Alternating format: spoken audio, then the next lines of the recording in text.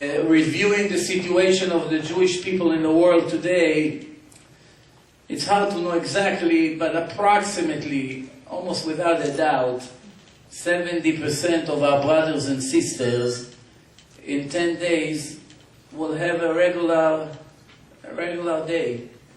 They are not aware what Rosh Hashanah means. You know, some of them would know it's a holiday. Maybe they go shopping, maybe they go on a picnic.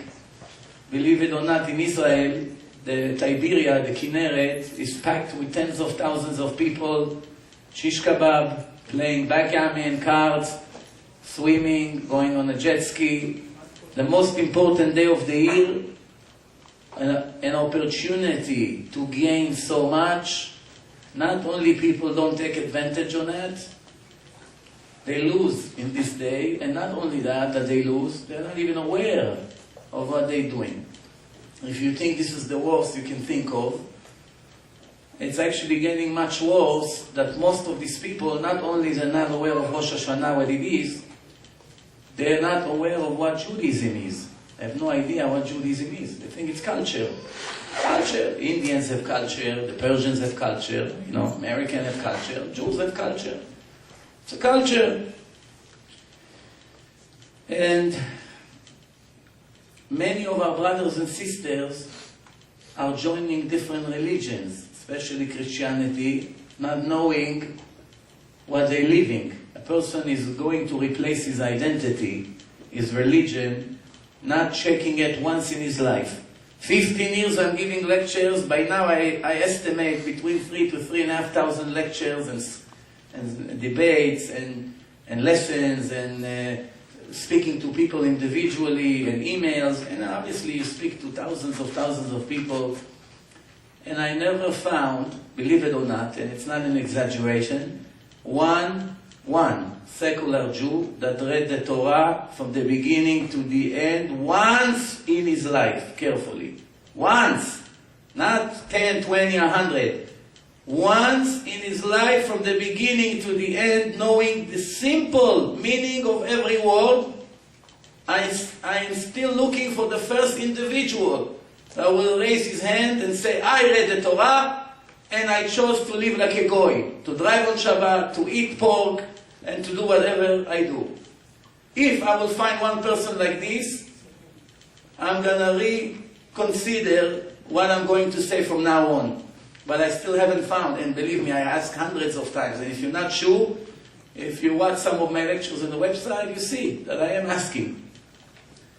The question that we have to ask, how is it possible that the book that the Jews resist the most in the last 50 years is the Torah? Not knowing 1% of 1% of 1% until tomorrow of the Torah. Is this fair? What do you think?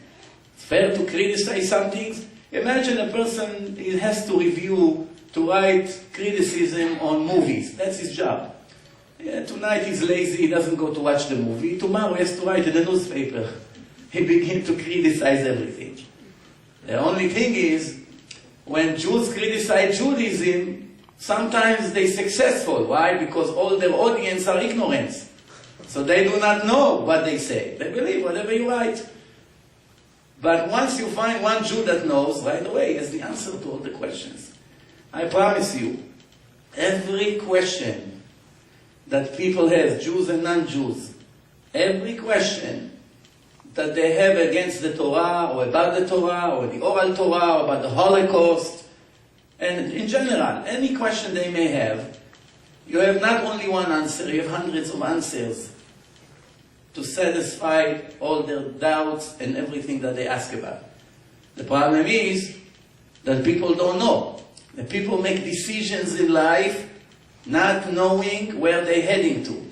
A person wants to go to his brother's wedding, he needs direction, but he forgot to ask the name of the hall and the name of the town where the wedding takes place. He can ask direction from now until tomorrow. He can enter any address he wants in a GPS, he will never get to the wedding. He doesn't know where his destination. How is he going to reach the right direction? Of course, there's no chance. We're going to live in this life 70, 80 years. One person reach 100, they make a party for him. Here you can count how many people in Israel, few hundreds of old people that made it to 100. Most people, 70, 75, that's it. And we're not going to check every second of our life, everything we do, not where we're heading to. What's the purpose of life? What does it mean, God? What does it mean, the Ten Commandments? What does it mean, the written and oral Torah? What does it mean, ethics, musar? What to eat kosher, not to eat? Just to put a big X on it, and nobody cares. But today, if we review what happened in the last 20 years, we see, I don't know exactly the numbers. I'm just telling you from what I hear around. Close to 1 million Baalei Tshuva, Jews who made repentance. Some of them, in everyday's life, they live 100% like Goyim. They didn't know anything. Nothing. I meet Israelis, not Americans or Canadians. Israelis that grew up in Holy Land. And I ask them simple question. They don't even know who Abraham was, or Noach. I asked them about the flood. What's this? Grew up in Israel. That's what's going on. More than 1 million kids in Israel go to sleep every night, and they don't say Shema Israel. You know why? Because they never heard it once in their life. Not once in their life. In the Holocaust, after the Holocaust, there were two kinds of parents by the European Jews. Some parents trying to smuggle their kids and pay some bribes to some Gentiles, French, German, whoever they can find, that will adopt their kids until after the war, in case they'll survive. Some of them paid everything they had. If they had millions, they just gave it to one goy to adopt 1 or 2 kids, not knowing what's going to happen. What was the chance to survive? Not so high. And obviously some of them, most of them died. And after the war, these goyim, when they saw that the parents never came to claim their kids, they just threw them to some orphan house or to some churches in France, in other places. And today, some of them are the biggest enemies of the nation of Israel, not knowing they're Jews. Among them, the American, what's her name? The Secretary of Defense. Albright. She just found out she's Jewish, age 70. When she was 70, she just found out. She's not the only one. There's thousands like her. But there's an interesting story. There was one rabbi, Ashkenaz rabbi, speaking Yiddish after the war. It bothered him that he wanted to go and see what happened to all these kids. But before I'm going to tell you that story, I will describe to you the second kind of the parents. The second kind of the parents, they took their children and they came to the Nazis. They came to look for them. Here, come, take him. Take the baby, go kill him. What mother goes to give her baby to a German monster to come and blow his head off in front of her or after? What mother does it? Only a mother that has 100%, not 99 is not enough, 100% that once the bullet will go into the baby's head, he goes express to the place that the Torah promised, life of eternity in the highest level. It's called die on Kiddush Hashem. A Jew that died because of his identity and religion has a very, very serious shortcut. What he couldn't achieve in 67 years of hard effort, the Arab or the Nazi did him a huge favor. Express.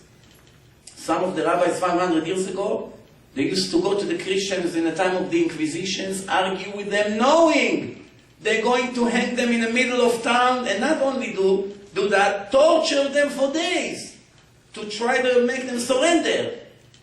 And when they died, the other rabbis were jealous. I wish I would have the merit to go directly to Hashem like this. We're not in this level, I'm speaking very high.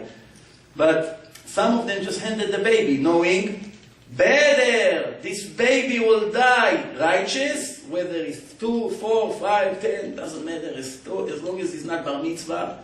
Let him die, not guilty, righteous, innocent, and go to life of eternity, then grow up as a goy, and chas v'shalom, who knows what else he's going to do. The other parents, they're not strong. They send those kids to churches. Many of them are priests, bishops, all over the world now. So the rabbi took Rabbi Toledano with him. Rabbi Toledano was a Moroccan big tzaddik, Talmid Chacham from Morocco, that came to Israel. And he needed somebody that speaks French. So he took him to France, to a big church. Big doors, wall around it. They knock on the door. The priest opened the door. What can I do for you? You see, two rabbis. So the French rabbi, he started to tell him about the reason that they came. So the priest said, hey, what do you expect me now to know from hundreds of orphans that we raised here, who's a Jew and who's not? We don't know their identity. People come, they put them in here, and we take them from a box. People leave them overnight. You know? So the rabbi said, no, we only need 2 minutes with them. We will know who is a Jew and who is not. So the priest was very curious. How can they know? What is this Ruach HaKodesh? A prophecy? What? So they went in. Rabbi Toledano finished his job. He made the introduction in French. Now they're in. Now the Ashkenaz rabbi started to scream in Yiddish accent, Shema Yisrael, Hashem Elokeinu, Hashem Echad. Kids from all over started to run, Mommy, Tati. Why? Their mother gave them when they were 2, 3, every night, a Jewish mother, she comes and sings to her little babies, Shema Yisrael, 4, 5, doesn't matter. We do it every night, to each one of the kids, the boys, the girls. The only thing stays in their conscious, in their subconscious, was, as soon as they hear this, right away the picture of the mother comes. So they started to run. Even the priest was crying. Even the priest said, take them quick, before somebody will find out. And they brought them to Israel. And they saved them. But today, in a free country, democracy, nobody puts guns to our head, not to be religious, not to be Jewish. We just don't know. Even the kids don't know what Shema Yisrael is. I go to houses sometimes to give lecture in New York. I see these American Jewish boys, what schools they go to. These kids have no future. They're going to be here 67 years. Yeah, they'll make money, they enjoy supposedly life, whatever you call it to enjoy. But they miss their entire purpose of their life. According to the Torah, and you know, if you know me from previous lectures, if not, just go to my website, divineinformation.com. I have a few good films, and I brought some of them here on DVDs, courtesy of Mark, that sponsor all the DVDs, Baruch Hashem. It's hard to find sponsors in these days, but Baruch Hashem, Hashem helps, so we have hundreds of DVDs here, and audio CDs that I made about Shabbat and about life of eternity, preparation for the next world. Some in Hebrew, some in English. I also have with Russian subtitle, in case you know people that only speak Russian or read Russian. That's an opportunity. It's a video that I made 10 years ago. So anyway, those DVDs prove even to the world that Judaism is an authentic divine religion, that a person could never write it. It's full of hundreds of prophecies and scientific knowledge. No human being was able to write in his wildest dream. Take all the genius people ever lived together, they cannot write 1 page in the Torah. And it's not an exaggeration.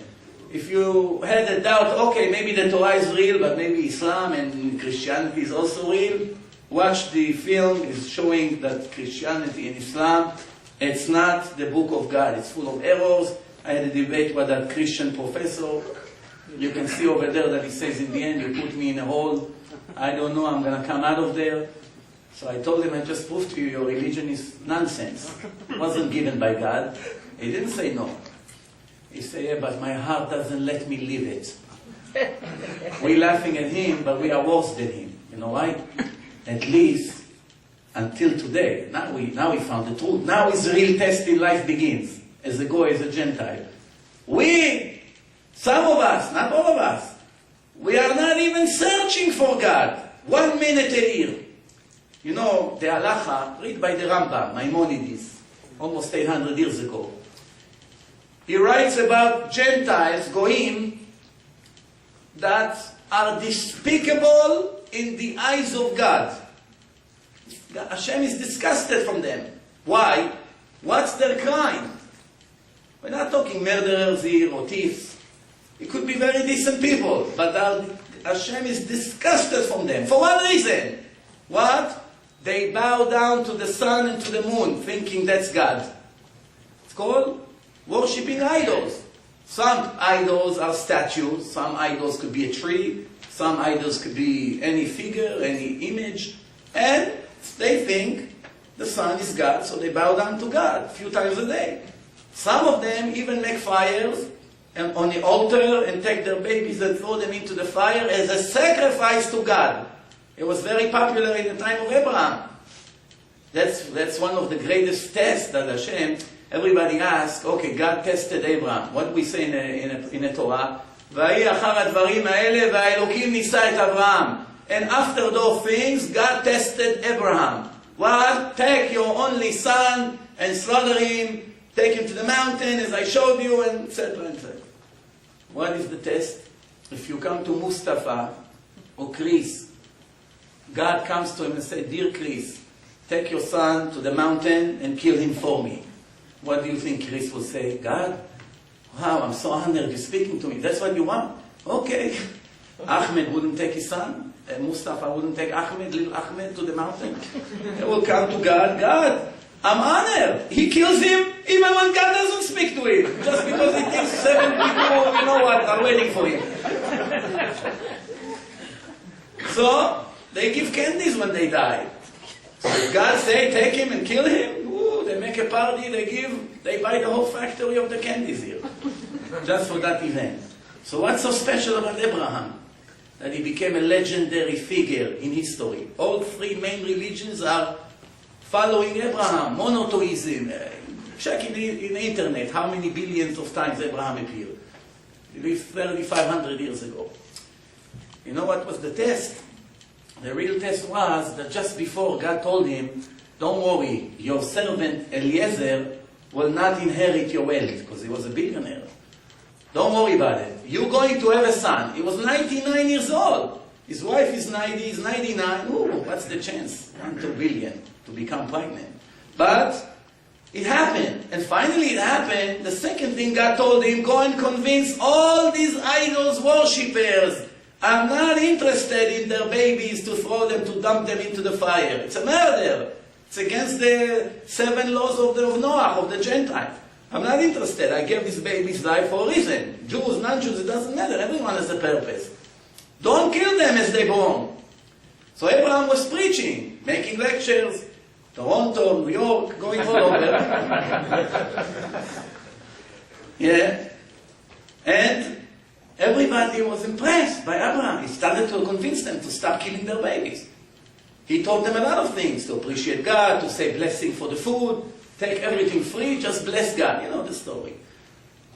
So after all these years that Abraham is preaching, he was 52 years old. The world, it was in 1948 according to Jewish calendar. The world is 5,770. In 10 days it's going to become 5,770 years old. Don't be surprised that it's not billions or trillions of years. I don't have time to explain it. Going to my website, the first 2 movies of the American scientists will prove to you that the world is only a few thousand years old. Goyim. I bring the rabbis to prove it, nobody believes. I bring Robert Gentry, a scientist, a famous scientist. Oh, okay, so the world is only a few thousand years old. So the Torah says 5,770. And Abraham, 1948, he came to the world, and when he was 52, which means exactly 2,000 years, as the Torah predicted, 2,000 years of tohu vavohu, of complete mess, nobody knows what, and then 2,000 years of Torah, and then 2,000 years of Mashiach and resurrection of the dead. The world is divided to 3 different thirds. 2,000 years, complete destruction. Everyone runs around, nobody knows. Everybody search. Nobody knows anything. Then 2,000 years of Torah. People begin to open their eyes, learning. Civilization received knowledge from the Jews, received Torah in Mount Sinai. The whole world was in shock. It was translated to 70 languages right away. Everybody wanted to know a piece of the Torah. Even when the Jews went to occupy Israel, they sent spies first to Israel. Remember, there was no CNN yet, or 10 News, every 10 minutes a recording of the news. It wasn't going like that. Rahab, the famous prostitute from Israel, she told the spies, we know everything that God did to you in Egypt. How? There was no radio, no television. The whole world, the Gemara says, saw what God did to the Jews in Mount Sinai. Everybody froze, the animals, everything. Everybody saw, look up to the sky, and they saw the Jews are receiving Torah. It wasn't just another event somewhere. So after they came, she told them already, we know everything. You don't have to tell us. I will help you to come and occupy the land in one condition. Don't touch my family. You know the rest of the story. They told her, tie a sheet or a blanket from the window. We will know that's the sign. What was her end? She converted and became the wife of the second greatest leader of the Jewish history, Joshua ben Nun. So the one who took Moshe's place married an ex-Gentile prostitute. One of the most four beautiful ladies ever lived, the Torah says. It says that if you compare any beautiful woman in later generations to her, it's like comparing a monkey to a person. That's the comparison. That's how pretty she was. But she made repentance. This story came in the Torah, not because the Torah wanted to make it interesting. It's not a Hollywood film here. What is the purpose that Hashem puts all these things in the Torah? Everything in the Torah, it's a lesson. Just read and learn. If you see, for instance, Chas v'Shalom, we have prostitutes in this generation. For whatever reason, drugs, money, problems, they have parents, and society is sometimes very cruel. So they ended up in that situation. What do they think? God won't accept me. I had once in one of my lectures in Brooklyn, an ex-big mafia gangster, full of tattoos all over his body. Couldn't find 1 inch of clean skin. Full of tattoos, full of scars all over his face. Very loud, scary voice. He's 60 years old, but his body looked like 40. Very muscular. He's been in many, many prisons all over the world. He was one of the head criminals in the history of Israel. Every week they made a big article on the front page on a newspaper that was specializing in crime, about criminals. Every week he was there. Assassinating people, drug dealing between countries, robbing in the middle of the oceans, boats full of merchandise, generators, television, with machine guns. That's the kind of guy. So he comes to the lecture. I don't know how he ended up in that lecture. By the end of the lecture, a Jewish soul is a Jewish soul. It was shaking. He comes to me. He said, listen, I heard everything you say, but you're not talking to someone like me. I didn't know who he is, but just when I saw him, it wasn't hard to guess. So I told him why. He said, because I did this. He started to tell me. Believe me, if I was related to the FBI, just by his confession, he would be 500 years in prison. So he trusted me. He started to tell me, I did this, I did that. Forget it, if you hear the stories. Then he showed me from the window a truck 1 block away, standing. So you see the truck over there? I said, yes. He said, I used to be a week crawling on the floor, cocaine, all the way from here to that truck. I had so much money, I didn't, that was my life. Plus, whatever he did. You think God will accept somebody like me? If I would be him, I wouldn't even consider this. So I started to give him examples of very bad people in history that became very righteous in the end. So, in the end, he became, making the story shorter, he became a very serious tzaddik, this guy. He dropped all the crime. He went to shul 4 in the morning in a mikveh every morning, sitting in the shul. Also he's a Levi, so now he's getting aliyah every day to the shul. And he's still one of the criminals in Israel, another head of the mafia that was killed about 3-4 months ago. They blew up his car. If you know a little bit about news in Israel, there was one of his partners to the robberies. So he owed him $17,000. So he told me, now I don't have any money left. So can I just get the $17,000, then I'll be a tzaddik? I told him, what are you talking to about Hashem? Where you got the 17,000? You don't want to know. I said, no, be a hero. Show God that you're 100%. Not, he called up that guy, and that guy that he called him up, I listened to the conversation. That guy in Israel, just you mention his name, people are fainting just by hearing his name. If Chas v'Shalom somebody owe money and he gives him a call, in less than a minute, no problem, the money is on the way. The most dangerous criminal in Israel. He told him, listen, don't send me the money. He owed him the money, it's being delayed. What? The guy started to cry on the phone. What do you mean? I'm calling up somebody in New York. In 1 hour, the money is going to be by you. He thought already he's coming to finish him. Don't give me the money. I'll take care of you. So the guy said, oh, relax. No, please. I promise you. I swear to you. He started. No, listen. The guy didn't let him speak. He was so nervous. He said, no, I'm not interested in this money. I'm becoming religious. That's it. That's the life of these kind of people. Everybody can make a change. Just when people think it's over, no. As long as we are alive, we can make a big change. The Torah says, "Yesh adam koneh olamo berega achad." There are people who were apparently very lucky and clever that they made a sharp turn for 1 minute in their life, 1 hour. And the balance on the scale went from a negative to very positive in 1 minute. For instance, there was one guy. This guy, his name was Ktia Bar Shalom. That's his name. It sounds like a Hebrew name. So, this guy, the Roman Caesar, when he came to occupy Jerusalem in Israel, so he gave an analogy to the advisors over there. He says, a person that his leg is not functioning, no blood goes there, you cannot, we have to cut it, because otherwise it will spread to the rest of the body. What do you suggest?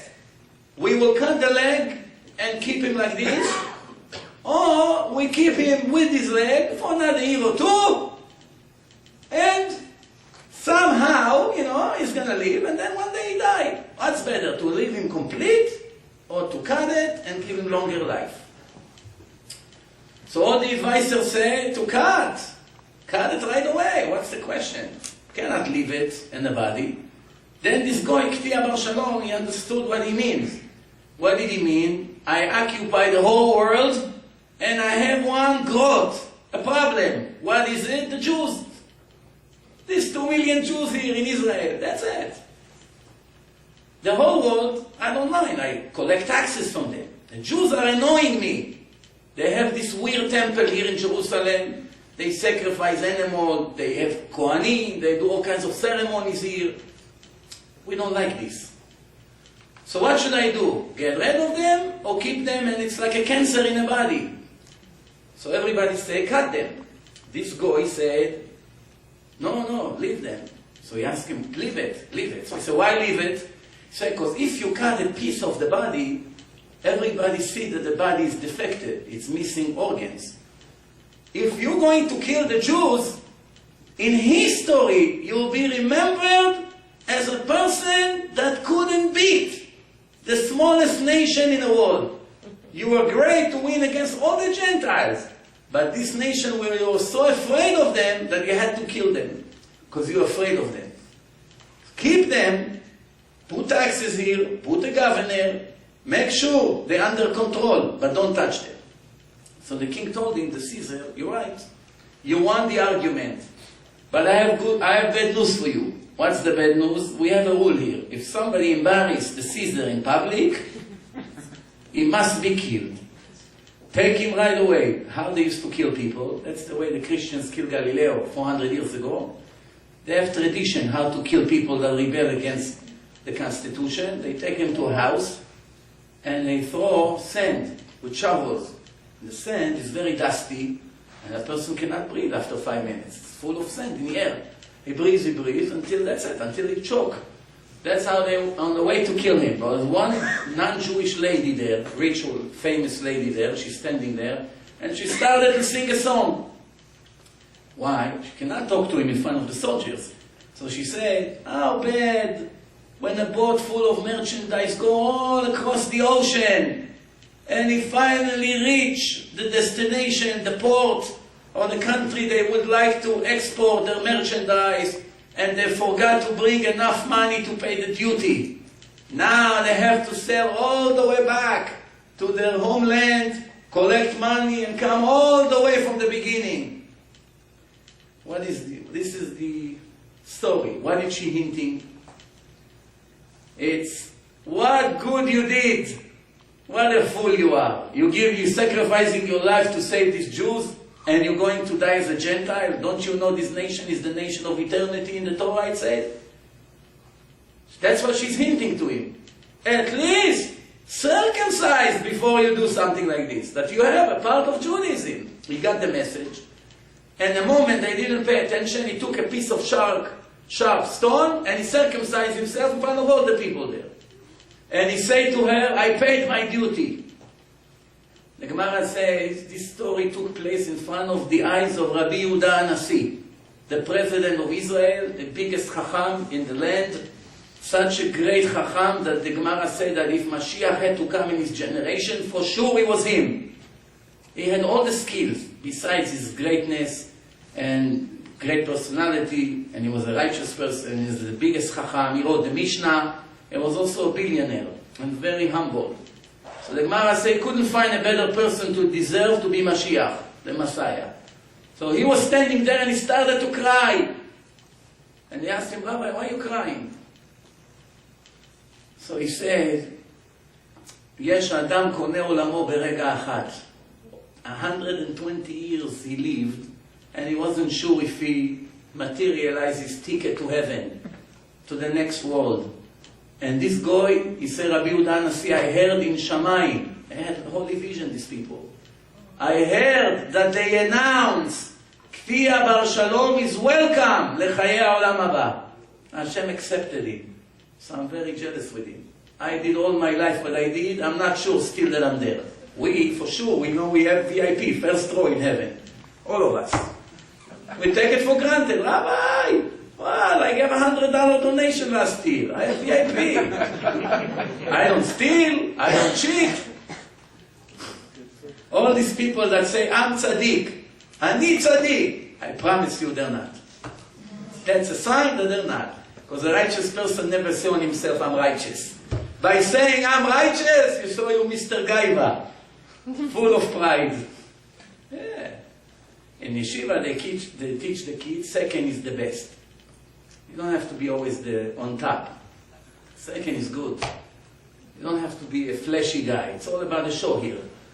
So Kfiyah Bar Shalom made it. We're still in the middle of the test. You may ask me, how a secular Jew like me, I believe in God, I believe somewhat in the Torah, how do I know for sure there's life after life and there's really a share to the world to come, as the Torah promised, as all the rabbis speak about non-stop? How do I know for sure? All you have to do is to know that the Torah is divine, and that's very easy. 1-2 hours, if you're clever, you see it right away. No, what's the next step? The next step, it says in the Torah, I am the God of justice, I am the strict God of justice, will never twist the justice and will never receive a bribe. I am paying to my lovers who keep my mitzvot for thousands of generations. Simple understanding, you don't need any interpretation. And paying my haters cash to their face to destroy them. I will not delay their reward. I will pay them cash to get rid of them. It's where in the last 3 verses of Parashat Vayetchanan. You don't believe me? Open Chumash now and read. Parashat Vayetchanan. Simple explanation. What does it mean? Every Jew, the most wicked Jew in history, made few hundred mitzvot in his life. In his bar mitzvah, once in his life, he put tefillin. Here and there he saw a pushka box, a tzedakah box, he put $1, a quarter. That's big mitzvot. Once in a while, a poor widow came and knocked on his door in the rain. I'm begging you, please, help us out. The landlord is throwing us. He wrote $1,000. It's a huge mitzvah. He saved her.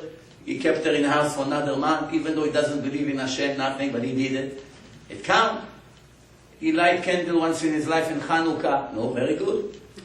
Here and there, maybe here somebody gave him a tap and he heard 2 minutes, Divrei Torah. That's already thousands of mitzvot, 2 minutes.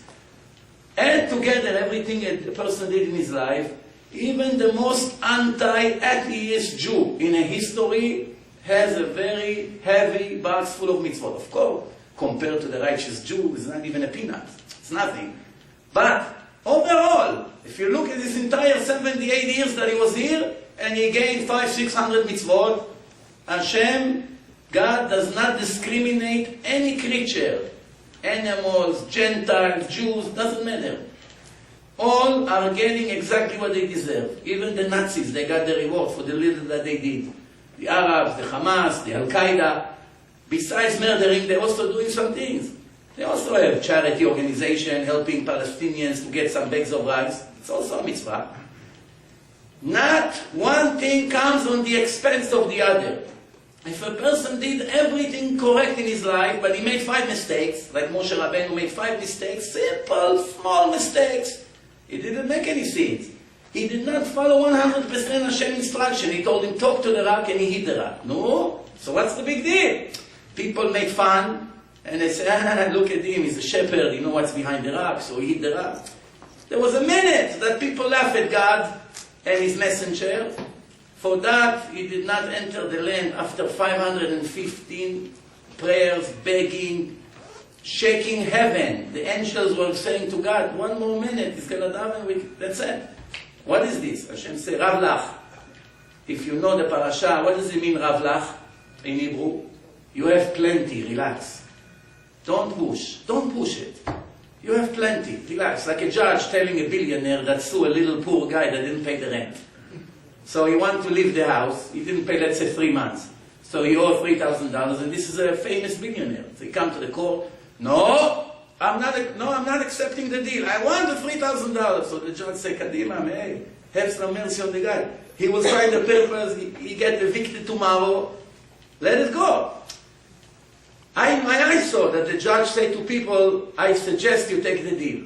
Because if not, it's not going to be simple for you. You have to come here and again. Sometimes they have pity on the miserable people. So God told Moshe, you have plenty. Relax. Only after that Moshe was quiet. And Moshe, believe it or not, the person who spoke to God more than anybody else in history directly. All the other prophets spoke to God only in visions, in dreams, when they were asleep. Even the non-Jews, the Gentiles prophets, spoke to God only when they were sleeping.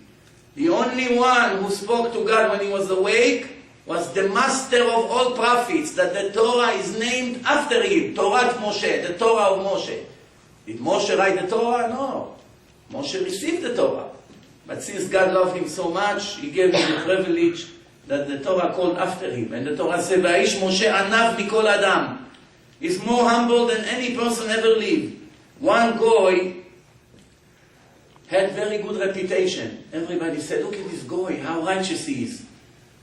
He has perfect personality. The Rambam heard about it and said, the Rambam said, we know in tradition that a person that doesn't learn Musar, ethics every day in Torah, has to have negative personality in different things like jealousy, is not humble enough, to be lazy, to be angry.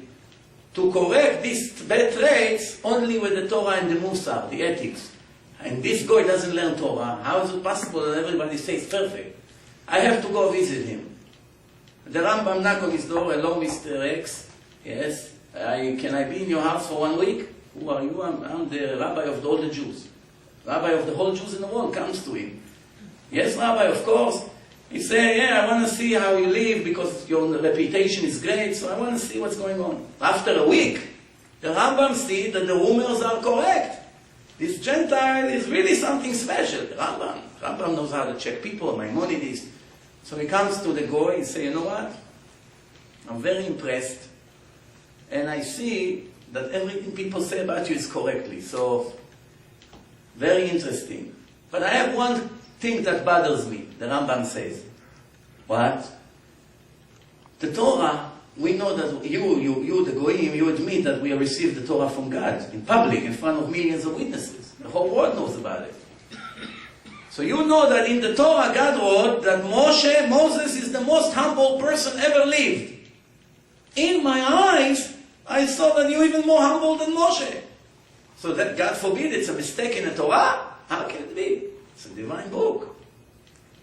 So the Goy say, Rabbi, don't feel bad. I have this problem for 20 years in my mind. The Rambam said, thank you very much. I got my answer.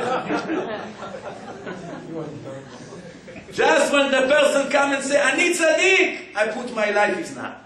I'm honest, I put my life is not. It's not. The people who are great, they don't come and announce themselves. En anachto me'id al isato. The baker does not praise his own bread. Let others praise you. Put your pride away. Back to the time, the Torah says there will be 40 days between Rosh Chodesh Elul, the beginning of month of Elul, the last month of the Jewish year, until Yom Kippur.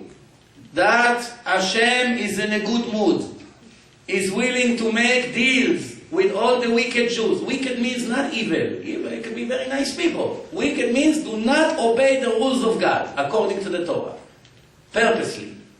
Not that they don't know anything, and they do it not intentionally. They know the Torah, that there's God, there's the book, but they don't know anything. So that doesn't count. But if they know, and they're not keeping it, they shave with razor, they eat not kosher, they violate Shabbat, they steal, they cheat, they speak gossip all day, they make a lot of violations, they're called wicked. So Hashem said, Dirshu Hashem v'imatz'o v'yoto karov. Search for God when He's close to you. What do you mean? God is always everywhere. Can you find 1 inch in the world that God is not there? Is it possible that there's one thing in the creation that lost the supervision of the Creator? You have to understand, we as human beings can do only one thing at a time. We cannot do 2 things at the same time. Can you type with one hand English and with the other hand Hebrew at the same time? You need 2 brains for it. Cannot do it. 2 things we cannot do, and we have speeches and speeching and preaching against God non-stop, against the Torah, against the justice in the world. We do not see one little dot in a picture, and we think we know the whole picture. There's no way to make a comment on a movie of 2 hours when you only saw 10 seconds of the movie. It's not fair. You make yourself a fool by committing all kinds of bad words against the Torah. It's impossible. You only can commit about things that God did to you if you know from A to Z the entire picture. Since we are not perfect and we have very limited knowledge about the creation, we might as well just accept it the way it is. Especially when, like I said, nobody read the Torah. So Hashem say, search for God when He's close. When is He close? From the beginning of Rosh Chodesh Elul to Yom Kippur. Why? What's so special about this day? Adam was born 6 days before Rosh Hashanah, Chafei Be'elul, the creation of the world. Rosh Hashanah was the world was created on the 25th day of Elul, and Adam was created on Friday, which was Rosh Hashanah. Because the birthday of the first person that was created directly by God falls on that day, God decided from now on a cycle of 1 year. Every year it's the judgment of the person from this moment until the end of this creation. I'm reviewing the entire year and decide his verdict for the next year based on the previous years. Especially the last year. Which means whatever he did this year, everything has been put on a scale, and God writes His mark for that year, what sins is guilty of, what sins is innocent, what mitzvot he has, Only God knows the value of each mitzvah and each sin. We do not know to tell. Why we do not know to tell? I'll give you an example. We have 2 mitzvot that the reward is the same. But one is a piece of cake compared to the other. What is it? If you respect your parents all your life, which is almost an impossible mission, always to satisfy them, never to get one complaint from them, cherish them, appreciate them, be grateful to them, give them money, take them around, listen to everything they suggest. Chazal say, you know what, you want to be clever, live far away. Yes! Why? You live by them, forget it, you finish. Every day 5,000 violations. Moishi, I'm tired, can you come and help? Mommy, I'm in the middle of work. You have to go. Yeah, if you learn the laws, unbelievable. So, for this, a person sweats 70 years. Finally, the Torah says, Leman ya'arichun yamecha. Your life will be long, the reward for this mitzvah, in this world, and of course in a world that is eternal. That's what it is. Now, there is one more mitzvah with the same reward. Finding a nest with a bird inside, getting rid of the mother, taking the eggs, put them somewhere, 2 minutes mitzvah, 5 minutes, 10 minutes, finished. Same reward. Leman ya'arichun yamecha. Doesn't make any sense. Doesn't make sense, right? Okay, so that's why from here Chazal say, don't evaluate the value of the mitzvot because nobody understands divine logic. I want to ask you a question. Anybody thinks he knows the logic of coming to a bird, getting rid of the bird and take the eggs and put it somewhere else, that the mother comes and go crazy that she lost her babies? What's the logic here? You won't believe the answer. Big logic.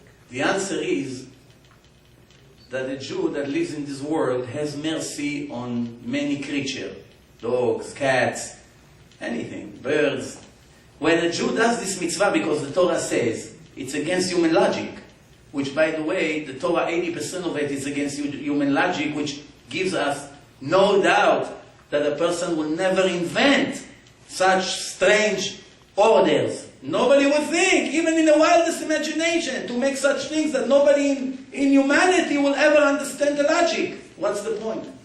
So you see, it's divine. It's above our nation, above our knowledge. The Torah says, Ki lo machshevotai machshevotechem. My thoughts and your thoughts are completely different. Velo drachai darkechem. And my ways and your ways is completely different. Comparing you to me, it's like comparing a worm to an eagle, or the earth to the sky. That's what it says. So obviously don't try to understand. So what's the logic here? The logic is that when a person does this mitzvah, his heart is burning. It bothers him very much. What am I doing? Look at this. I'm so cruel. But why is he doing it? Because God said that he should get long life in this world and the next world, which is more important. It's an endless reward for 5 minutes. Of course, in the end, everything is being put on a scale. Somebody who does that and then murder, where is his profit? He made $1 million here and he lost $2 million there, So the point is that when he comes to God after 120 years, this moment that he got rid of the mother comes right there in a trial. How long is the trial in Shamayim? 12 months. That's why we say Kaddish on the deceased Jews for 1 year. Why? Because they stand in a trial in front of God for every thought they have in the entire life. Every word, every act, everything they did for good or for bad is being reviewed. And they get a final mark. The final mark will be adjusted every Rosh Hashanah. The Torah says, Sifrei Chaim v'Metim Niftachim. Books of the living people and books of the deceased people are opened by God in Rosh Hashanah. The living people, everybody understand. Hashem has to review what you did last year, and He gives you a mark, and He decides your future. The deceased people, they already been tested, they finished. Why are you opening every Rosh Hashanah their books? Very simple. Everything you did in this world make impression forever, as long as this world exists. You build a synagogue, every person who comes to pray there, you can be 20 years in the next world already. You make profit on every little thing you did. You gave DVDs to Jews that didn't know who's God, who's the Torah. They started to see, I didn't know the Torah is divine. How can I ignore such a thing? They begin to change. The person who sponsored a few dollars here, a few dollars there, won the lottery. Endless reward, right? Every mitzvah this person will do forever, and his children, grandchildren, he earns the profit. Even though he's dead 50 years already, doesn't matter. Every Rosh Hashanah, adjustment, for good or for bad. If he made a disco bar, and dancers are dancing there on Shabbat, and Jews coming with their cigar to make scenes, it all goes to his account as well. And that's the truth. So, when a person comes to Hashem, they come to that moment. Let's say he was 30, and he climbed on a tree, and he got rid of the mother, and he's crying. What am I doing? He puts the chicks down, like the eggs. And God says, look at this. 70 years I feed you.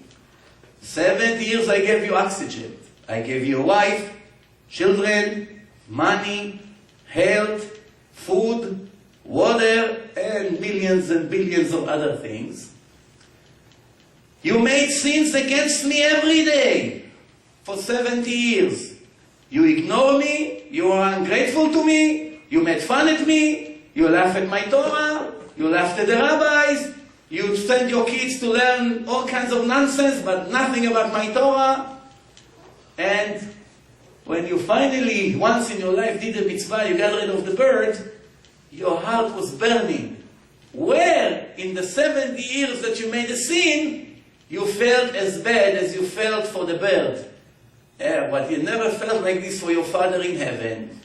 When your Father is suffering that millions of his children are intermarrying, and they do not know what they live for, and they make every second a new sin, they destroy the eternity of the nation of Israel.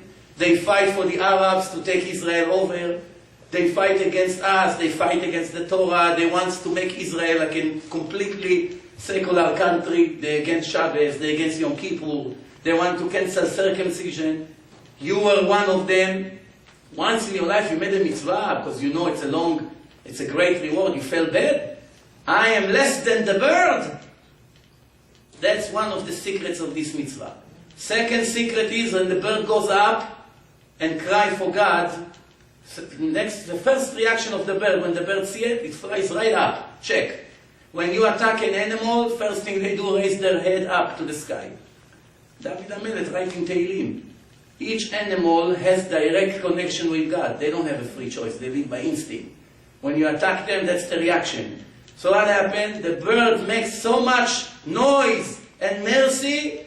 God has mercy in the whole world. We don't understand. It's big secrets for us. We don't have to understand. The Rambam says, Ilu yedativ aitiv. If I would know God 100%, everything about Him, I would be Him. What is the point? I'm trying to understand it. What? We're not two Israeli members of the Knesset sitting and arguing if to give Gaza back or not. It's not the issue here. You want to understand your Creator. It's a little bit of a chutzpah. So what's the point? I started to give you before an example of these goyim that used to bow down to the sun. And they are despicable in the eyes of God. Why? Because they sacrifice their kids to the thing. So God sent Abraham, tell them not to do it. And just after Abraham made so much noise against killing innocent babies, God comes to him and says, take your only son and kill him just like that. Two big problems. What kills Abraham inside? What is this? For years I give seminars. I come to Toronto every few months. I speak. I convince people to put tefillin. Now you come and tell me put the tefillin in the garbage in front of everyone.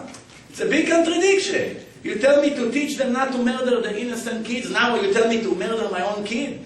Plus, you just promised me that this boy will inherit all my wealth, not my servant.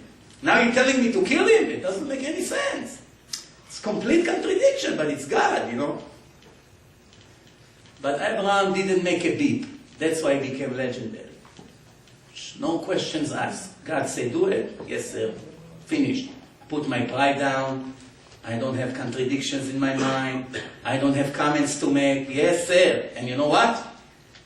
What made him even greater? Hashem told him, take your son tomorrow. He didn't tell him when. The day is long. Very long. Abraham could invite all the relatives, make a party, everybody hug Yitzchak, kissing. How old was Yitzchak? 37 years old. It's not a little, come, take your pacifier here, Yitzchak is a man. So he said, Yitzchak, Kadima, we have to go. He didn't know until they got there, because he asked him, we're going to the mountain to sacrifice, but I don't see any goats. So don't worry, Hashem will bring us the goat. So we see from here that it was very normal to trust God until the last second. He's climbing on a mountain, there's no goat. He asked his father, where is the goat? So don't worry, Hashem knows we're going to make a mitzvah, he'll get us the goat. And Yitzchak didn't say, what's the chance the goat is going to come? And then the Zohar say that Abraham is tying him, he said, tie me very tight, that I won't move by mistake. So the angel comes to Abraham and says, Al tishlach yadcha el hanar ve'al ta'as lo me'uma. Don't reach your arm to the boy and don't do anything to him. So everybody asks, what do you mean? If he cannot reach his arm to touch the boy, obviously he cannot do anything to him. Why the Torah repeats it twice? Two different instructions, one is enough. Either you say don't do anything to the boy, or don't send your arm forward. One of the two. Because we have oral Torah. In the written Torah we have only abbreviations, very little. There was a whole conversation over there. You go to the Midrash, you see. God told him, Kach na et bincha. He said, take your son. Abraham answered, first mistake Abraham did. He said, which son? He should have known right away which son. Because Hashem already told him, Yitzchak yikareh lecha zera. Yitzchak is your continuance. Yitzchak, not the other one, he comes from the Goya. Abba min ha-Goya karui bna. A person that has a boy with a Gentile, the boy is a Goy. It's not a Jew. He needs to convert. So, Abraham asked, which one? I have two sons. God answered him, Kach na et bincha, he said already. Yechidcha. No, you have only one. Abraham still doesn't get the point. He said, which one? I have two.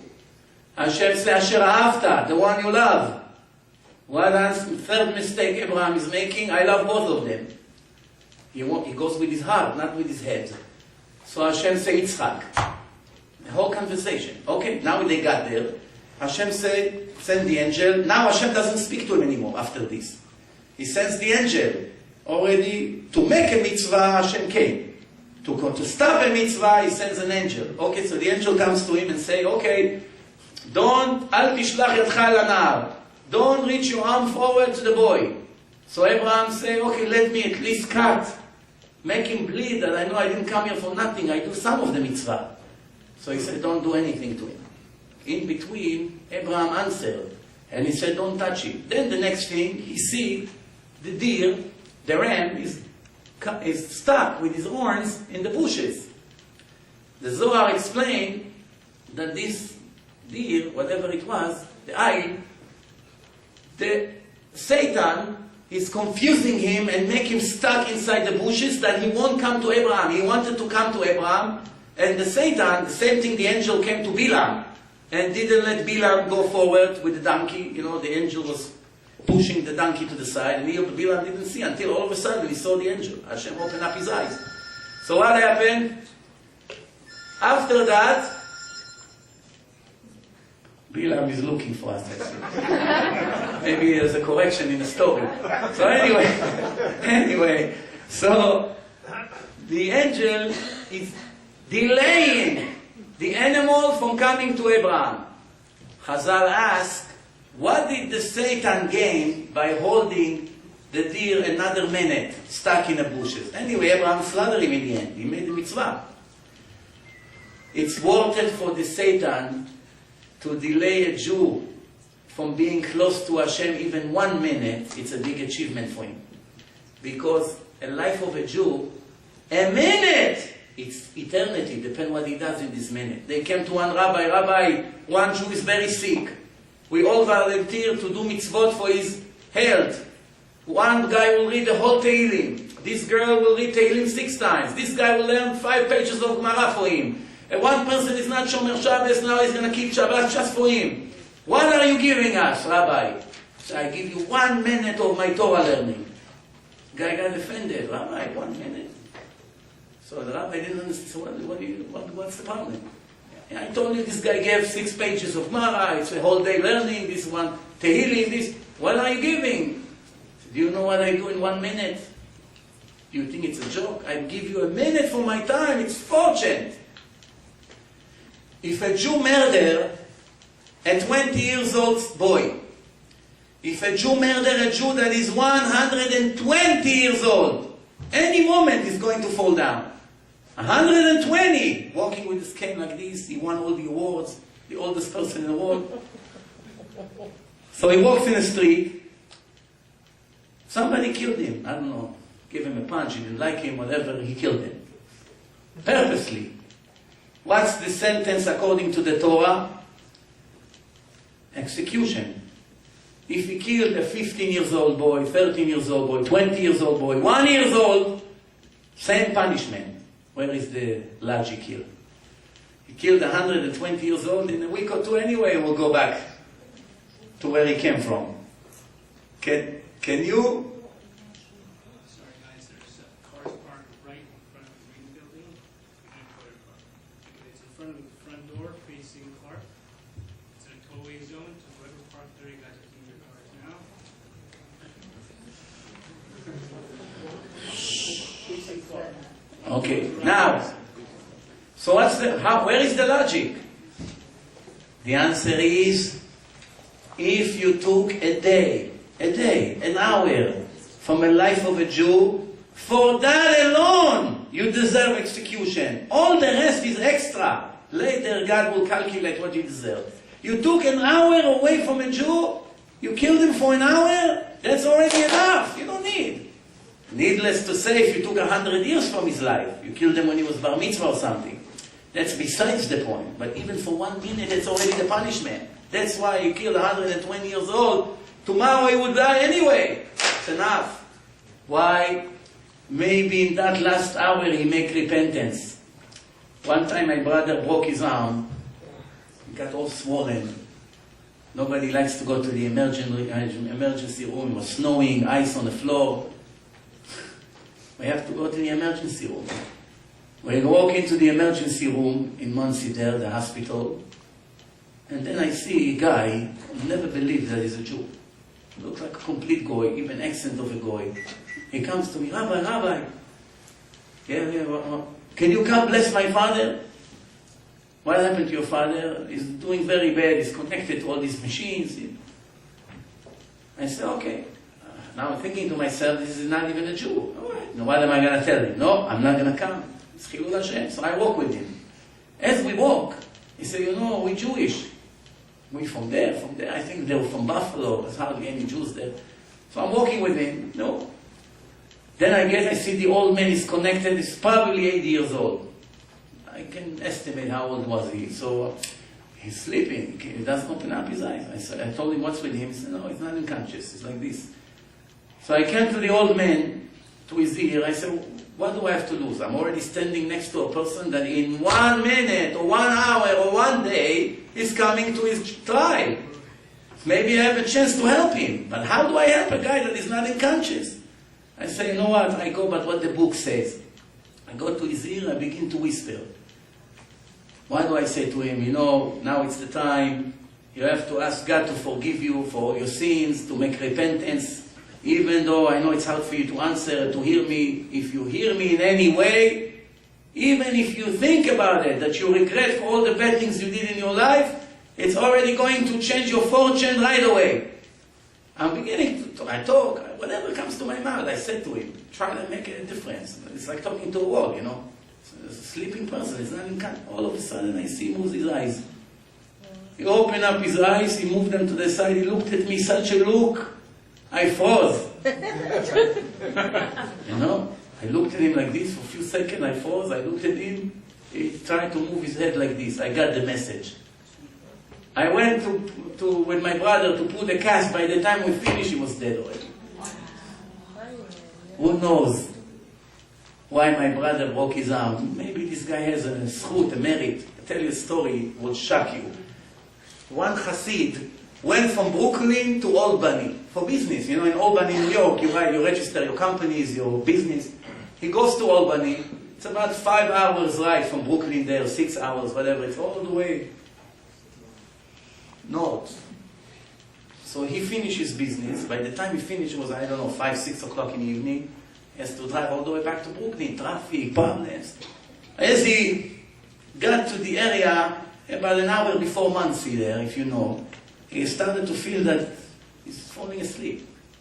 Suddenly he got off, look for a motel. He got off one of the exits. He came to one of the places. It looked like a motel from outside. Cheap motel, All I need is just to sleep until the morning. I'll get up early and I go back to Brooklyn. So he come to the place. He see a doorman over there. Hello, can I rent a room here? He said, no, it's not. It's an old age house. It's not a motel. So he said, wow, I'm sorry. I came all the way from Albany. I'm very tired. I don't feel good. By any chance, there's any bed here that I can pay? I don't know, I'll give donation, whatever. Just give me a bed to sleep. 6 o'clock, I'll get up, I leave. So the guy, the doorman said, listen, 7 o'clock, the supervisor is coming here. What happened if you're not going to leave by 7? I'm going to get into trouble. He said, don't worry, I promise you. I set my alarm, 6 o'clock, I have to get to Brooklyn. So the guy, maybe he gave him some, tip or something. So he went in. He comes to an empty room. Now, which room he gave him? There was only one room available. That a person died there today. He said today, a person died there, and we moved his body, and he's going to be buried tomorrow. He comes to the room, and he look at the board on the bed, a Jewish name. For sure. He comes down to the doorman, he said, well, what are you going to do with this guy? Where are they going to bury him? He comes, he takes him to the window. It's night, so he cannot see. He says, see over there, there's a cemetery right there. Over there, we bury him. So what is this? A Christian cemetery? He said, yes. He said, why? He doesn't have any family? This guy is a Jew. He said, no, he's here for a few years. He has no family. Nobody ever came to see him. He doesn't have a family.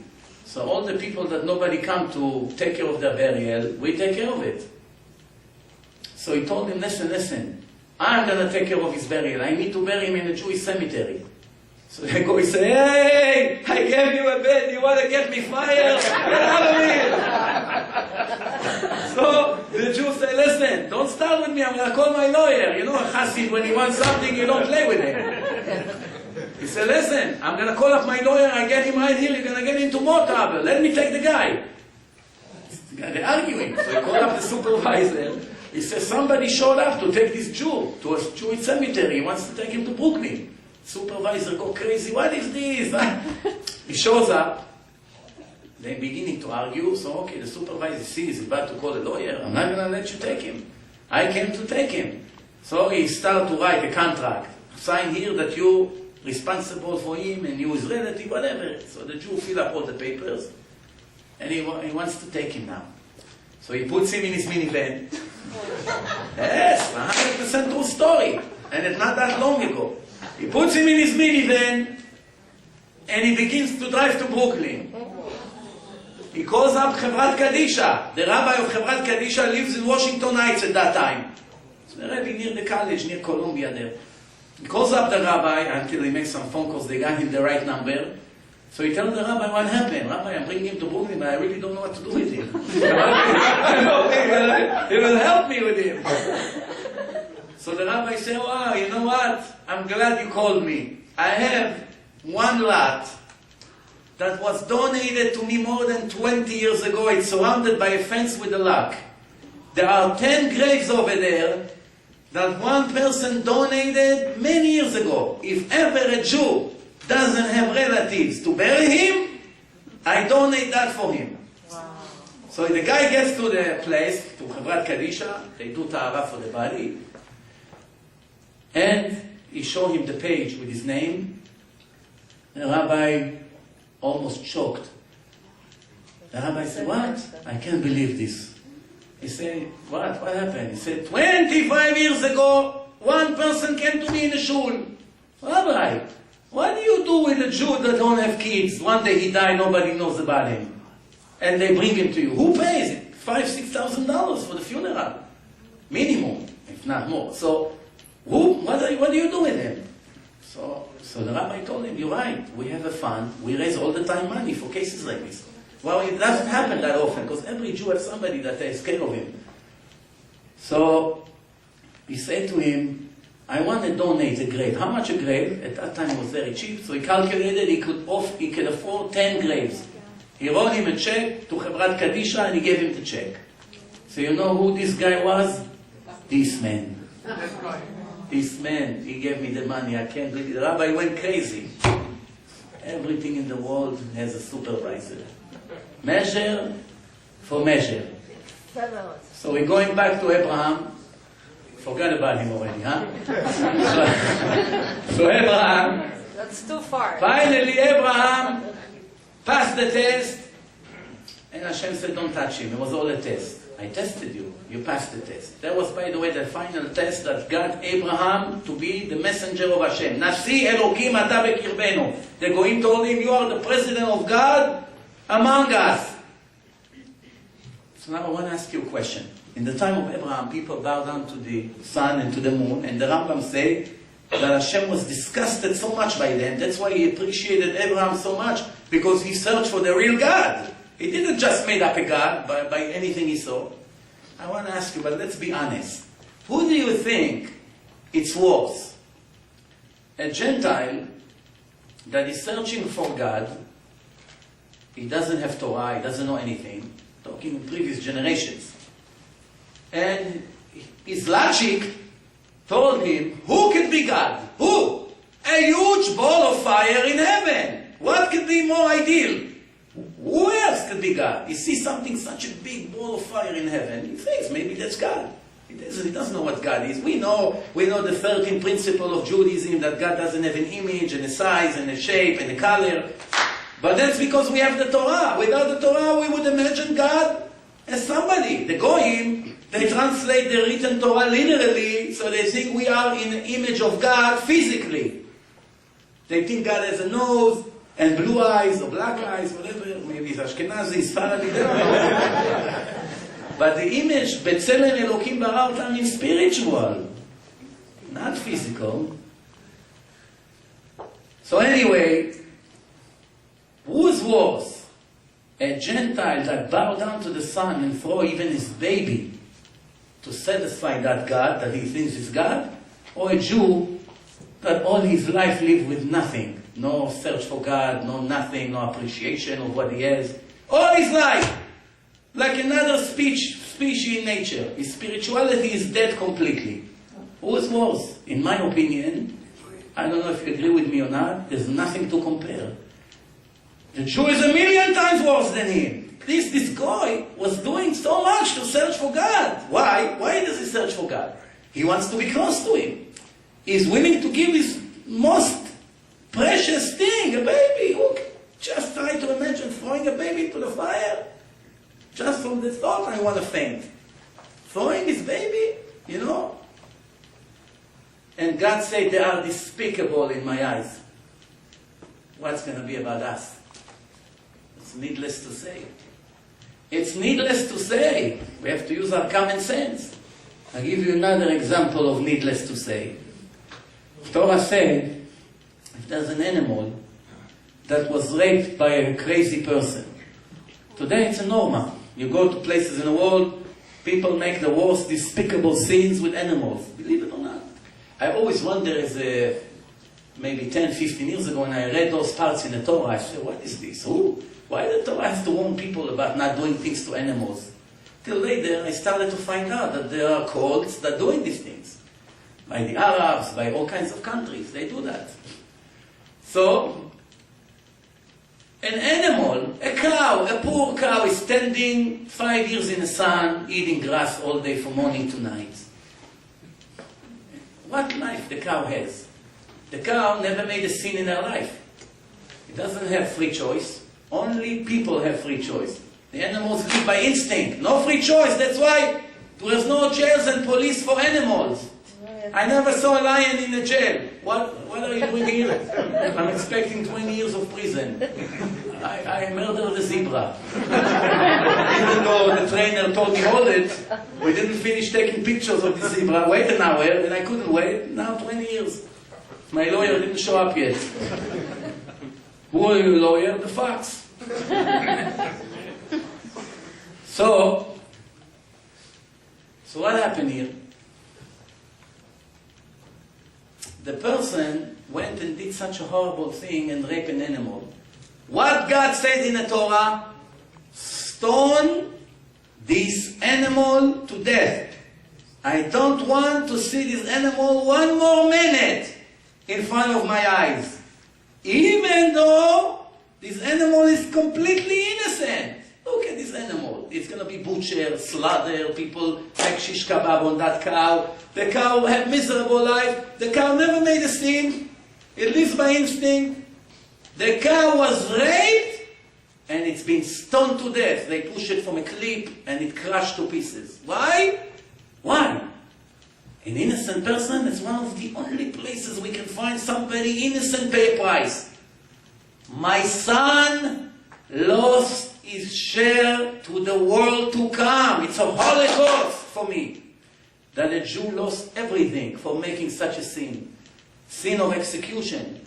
He has no share anymore to the world to come, unless if he'll be able to make repentance before he dies. And it's not so simple for sex crimes.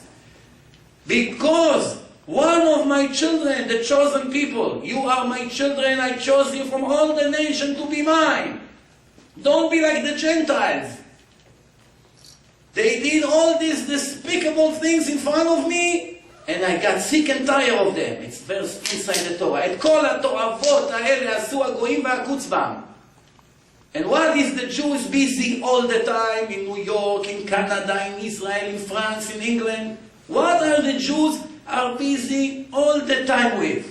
Copying the goyim. No fashion. Why are you going with your jeans all the way down and everybody see your back? It's fashion, Rabbi. You're not up to date. Why everybody in Israel made tattoo? They saw somebody in MTV. They want to be like it. The nation of the book became the nation of the ignorance. Nobody reads. Nobody knows Torah. He's a doctor, but he doesn't know alphabet in Judaism. He's an engineer. He makes planes. He made an atomic bomb, Einstein. He didn't know 2 words of Torah. Here in this world, people praise him. But in the world of God, he's nothing. Same thing, all these professors that teach where we came from the monkey. You know, I want to tell you, people are not appreciating what's going on here. Because they're not know. You know, this Earth, our Earth, is very, very small star. There are stars more than 1,000 times greater, bigger. All the galaxies, all units of billions of stars are moving constantly. They shift around, they all go in circles. Billions and trillions of stars are going in equal circles all the time. And they turn around themselves, and our pieces are falling from those stars constantly. Like a rain of meteors, asteroids. They are falling constantly, billions of pieces. Every 3 seconds, a piece hit Earth. Every 3 seconds. Check. Every 3 seconds, one of those pieces hit us. How come we don't feel anything? Because we have the atmosphere that protects us. There's very crowded here, that every rock, huge rock, the size of this whole building, falls about to hit Earth, fall in New York, Toronto, Israel, doesn't matter, it's about to hurt. This atmosphere grinded to dust.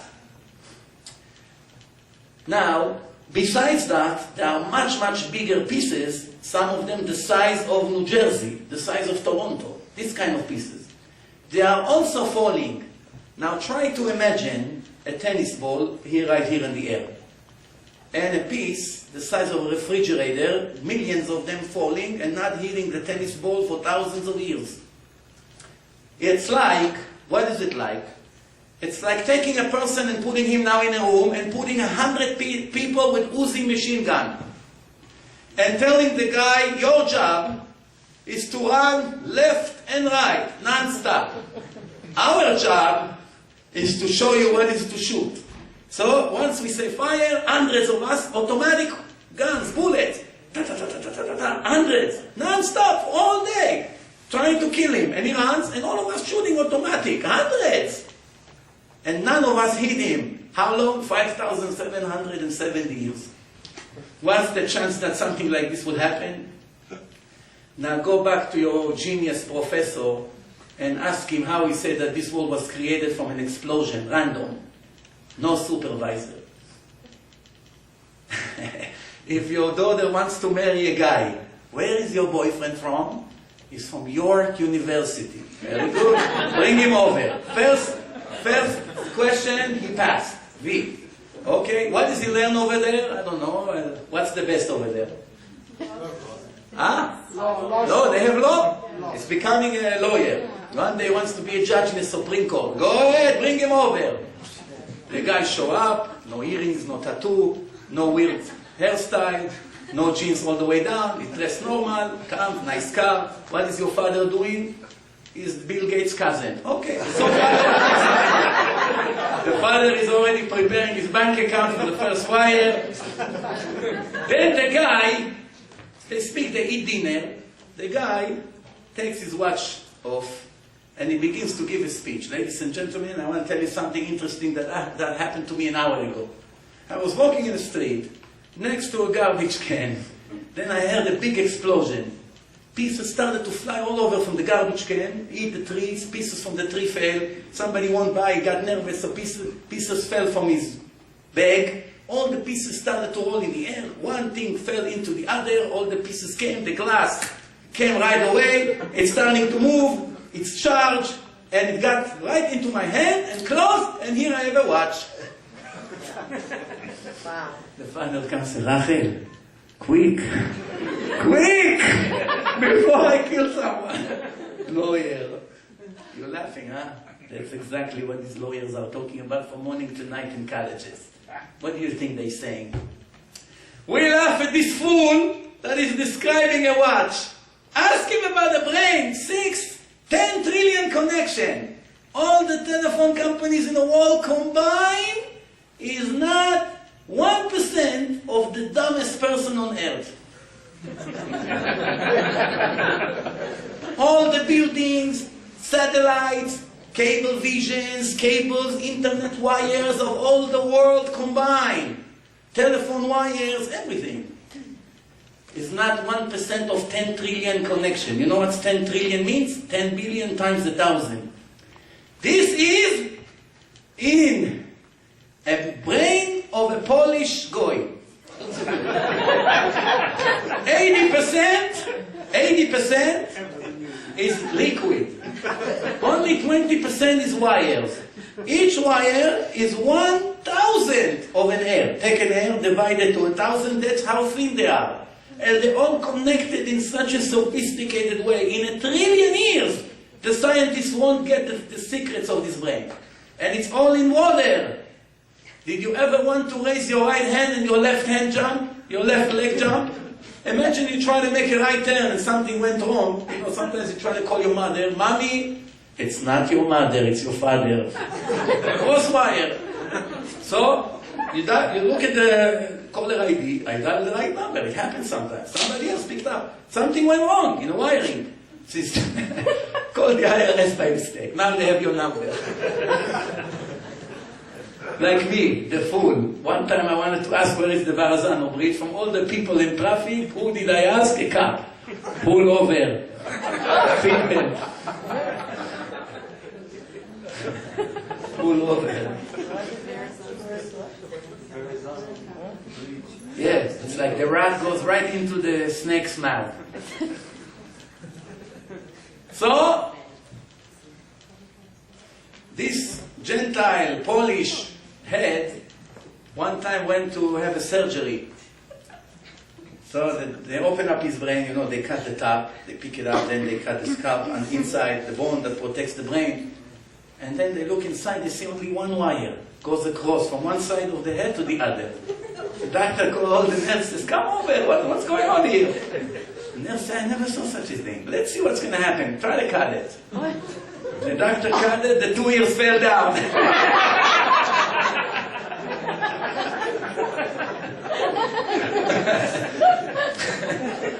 But that's a Polish brain. The Kurdish brain is even much better. The Kurdish, one guy he wanted to replace his brain. His mother wasn't happy from his performance, so he went to a doctor that sells brains. So the doctor said, I have 3 offers. One is a brain of a teacher, $500,000. Oh, not bad. Okay, I can afford it. What's this? 750,000. What is it? An F-16 Israeli jet pilot. Ooh, very good. Not that much of a difference. What's this? $1 million. What is this? Kurdish brain. Kurdish brain? What's so special about it? Better than the jet pilot? Yeah, it's brand new. It never thought before.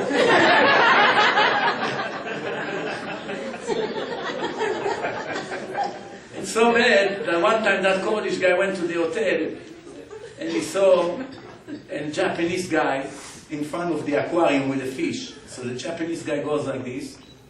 The fish moves to the left. He goes to the right, the fish moves to the right. See, they have like a beautiful show here together. So the Kurdish guy comes to the Japanese and says, what is this? He said, you know, the brain has such a small brain. The fish has such a small brain. 2 minutes, you play with him, you hypnotize him. Whatever you want, he does. So the Kurdish said, can I try? He said, yeah, I'll be back in a few minutes. The Japanese guy come after 2 minutes, you see the Kurdish guy goes like this.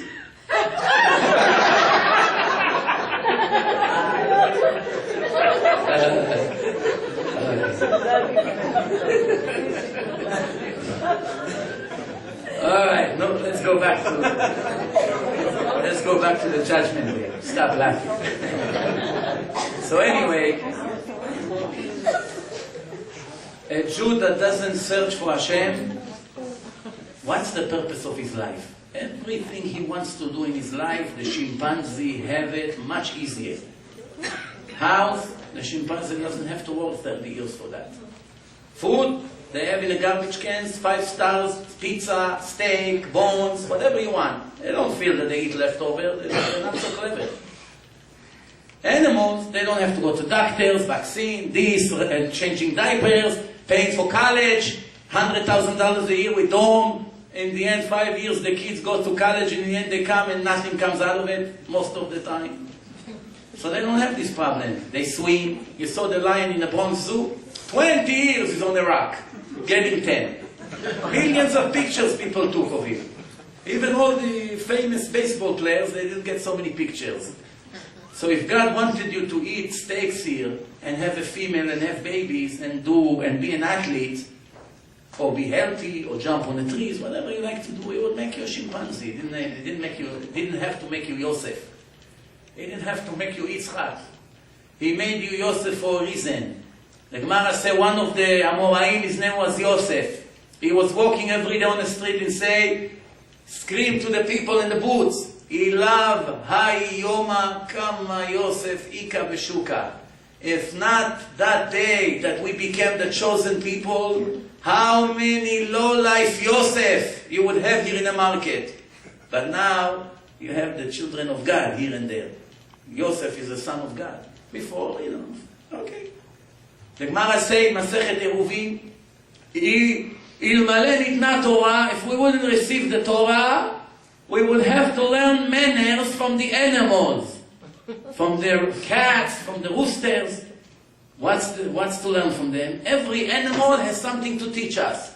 The cat, when it goes to the bathroom, it covers everything with the back legs. How do they know that it's dirty and disgusting? What do they care, the cats or the dogs? After they go to the bathroom, you see they cover it. I saw people on the highways when it's traffic on Sundays on my way to the lectures. They have to go to the bathroom. 3 steps! I promise you. They park on the side. 3 steps, they are into the forest. New Jersey is full of trees. On the way from one city to the city. If you know what I'm talking about, Palisades Parkway. Sundays, it's a nightmare. Everybody comes back from the north, back to the city. So it's always an hour waiting to the George Washington Bridge over there. So people need bathroom, it's normal. 3 steps is inside the trees and nobody will see. Guess what? I see all this going standing right by the car, in front of everybody. And I remember this Gemara. The words of Chazal are so sweet. If not the Torah, we will be worse than the animals. And it's so true. Go in Lexington Avenue in the subway. See what happened to all these people when they need bathroom, what they do. If somebody ever got arrested, you go inside with all these people over there, they need a bathroom and the cop doesn't care. So they make on the floor, and 5 minutes later you see their head inside of it when they fall asleep from their drugs or whatever they did. and then a Jew goes there to that place. No. This is it. That's it. I want to read to you some of the greatest psukim in the entire Bible, the entire Tanakh. Let's learn from David HaMelech, which one of the greatest souls ever lived. Let's see what he has to say. First, we say every day in the prayers, before we say Asher Shrevetecha, Yehi chasdecha Adonai aleinu ka'asher ichalnu lach. I'm sure you heard this pasuk before. People say, like robots, we pray for 20, 30, 50 years, we don't really pay attention to the words. When you pay attention to the words, the davening is sweeter than honey. If you don't pay attention, it's burden. Read, like a robot. People read all Shabbat, Tehillim. I read Tehillim twice a day. Ask her one word if she listen to. One word. So Chazal know there's going to be many robots in the future. So they say, mutav me'at bekavana, ma'asher arbe belo kavana. Better a little bit with great intention than so much without any thoughts into it. That's like reading. So, what does it mean, Yichasdecha Aleinu? Your kindness and mercy, God, should be on us, Ka'asher ichalnu lach, as we are wishing to receive it. What's the rest of the sentence? The first part, everybody understands, it's a part of a request. Your mercy and kindness will be on us. Finished. What does it mean, as we are wishing for it? What is this? Which means, someone who is not thirsty for God and seeking for Him all the time doesn't receive His kindness. That's what it means. Yes, when he has a problem in the IRS, he remembers God. No wonder why He didn't help him. Why? You didn't wish for me 40 years, now you remember me? But you'll be surprised, even then, he gets some help. Even in a war situation of a person's life, Hashem is with him, even though he doesn't see it. According to the level of the confidence of a person in God, even Goyim, not only Jews, that's how much He helps them. If you live 100% with faith, you don't have to make a beep when it comes to money and effort. Just focus on spirituality. You don't trust me, you'll be a slave. You decide how much you're going to work. There's one guy in Jerusalem, very, very poor. Very, very poor. Tordos his name. Tordos. I forgot 100% his name. But he's a story. Huh? No. This is a Jew from Jerusalem. This story is 30 years ago, what I'm telling you. 30 years ago. Listen to this story. We'll learn a lot from it about life. This guy was in his 20s. He has one outfit. He never have money. He's very poor. He learns Torah all day. And he does a lot of mitzvot. At that time, there is one person. Today is a very big Rav and Kabbalist in Israel. One of the famous ones. His name is Rabbi Shmueli. At that time, he was in his 20s teaching Torah. In his yeshiva, or learning Torah. Yeah. So, one time, the non-religious people in Israel, they drive in the religious neighborhood in Yerushalayim on Shabbat. The religious Jews go crazy that they come out of shul and they see cars like it's New York. And they demonstrate. They lay on the floor, they close the road, they demonstrate, some of them even throw stones. The police come, every Shabbat is ripping for 30 years already. So, they arrested, a few hours before Shabbat, few Hasidic Jews and put them in jail. Now this Tordos is participating in a demonstration.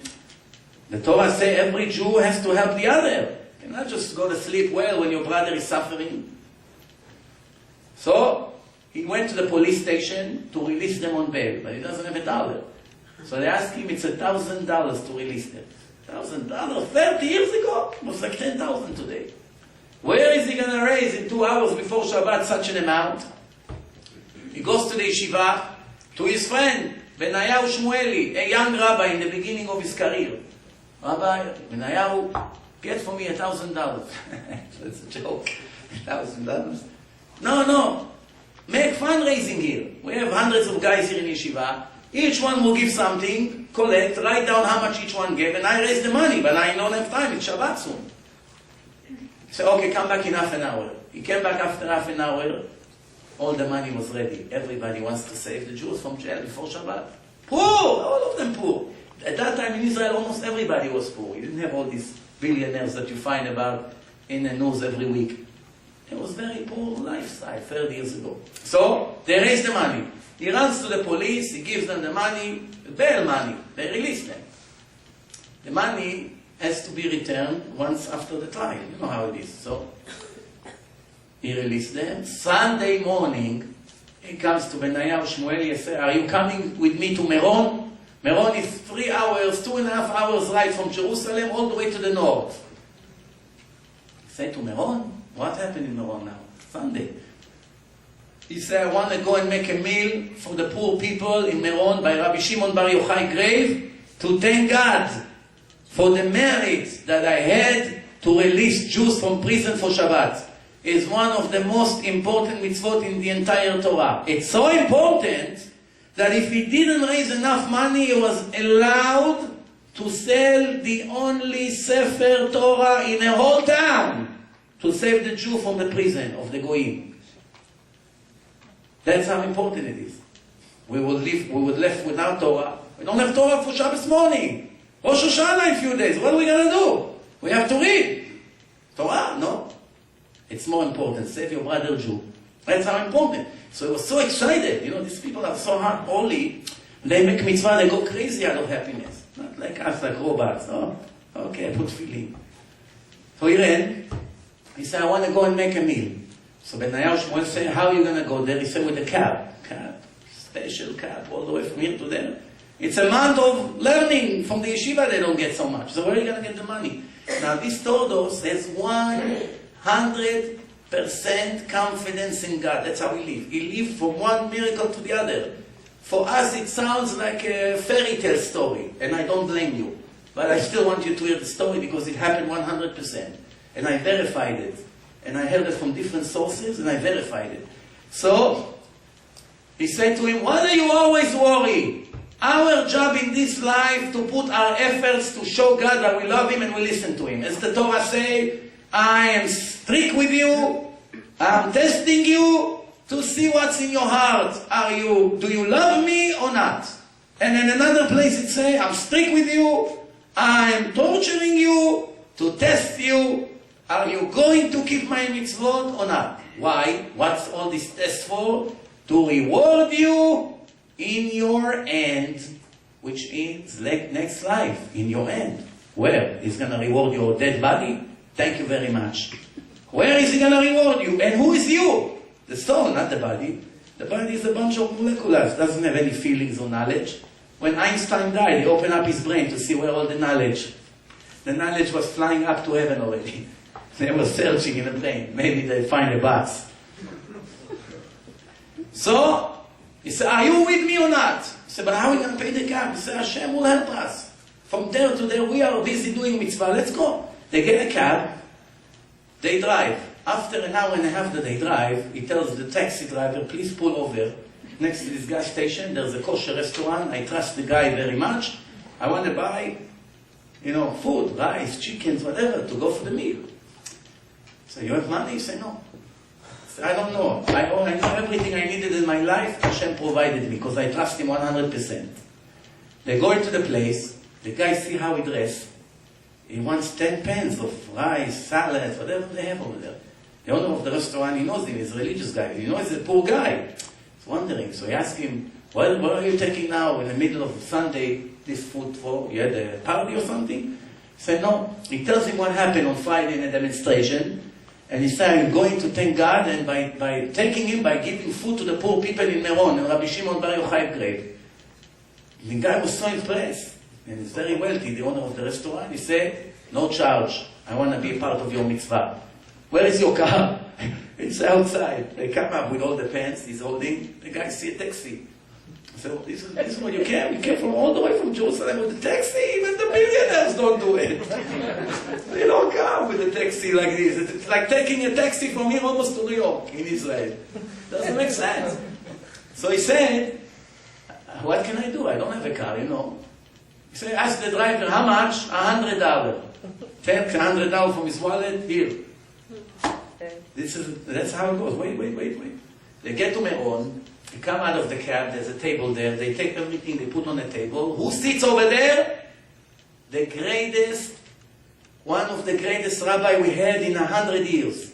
The Baba Sali, Rabbi Israel Abuchatzera, the holy man, 45 kilo, his weight covered from A to Z. You see him in all the restaurants in New York, in the pictures, and in Israel, full of miracles. He sits there with Moroccan, French guys from France.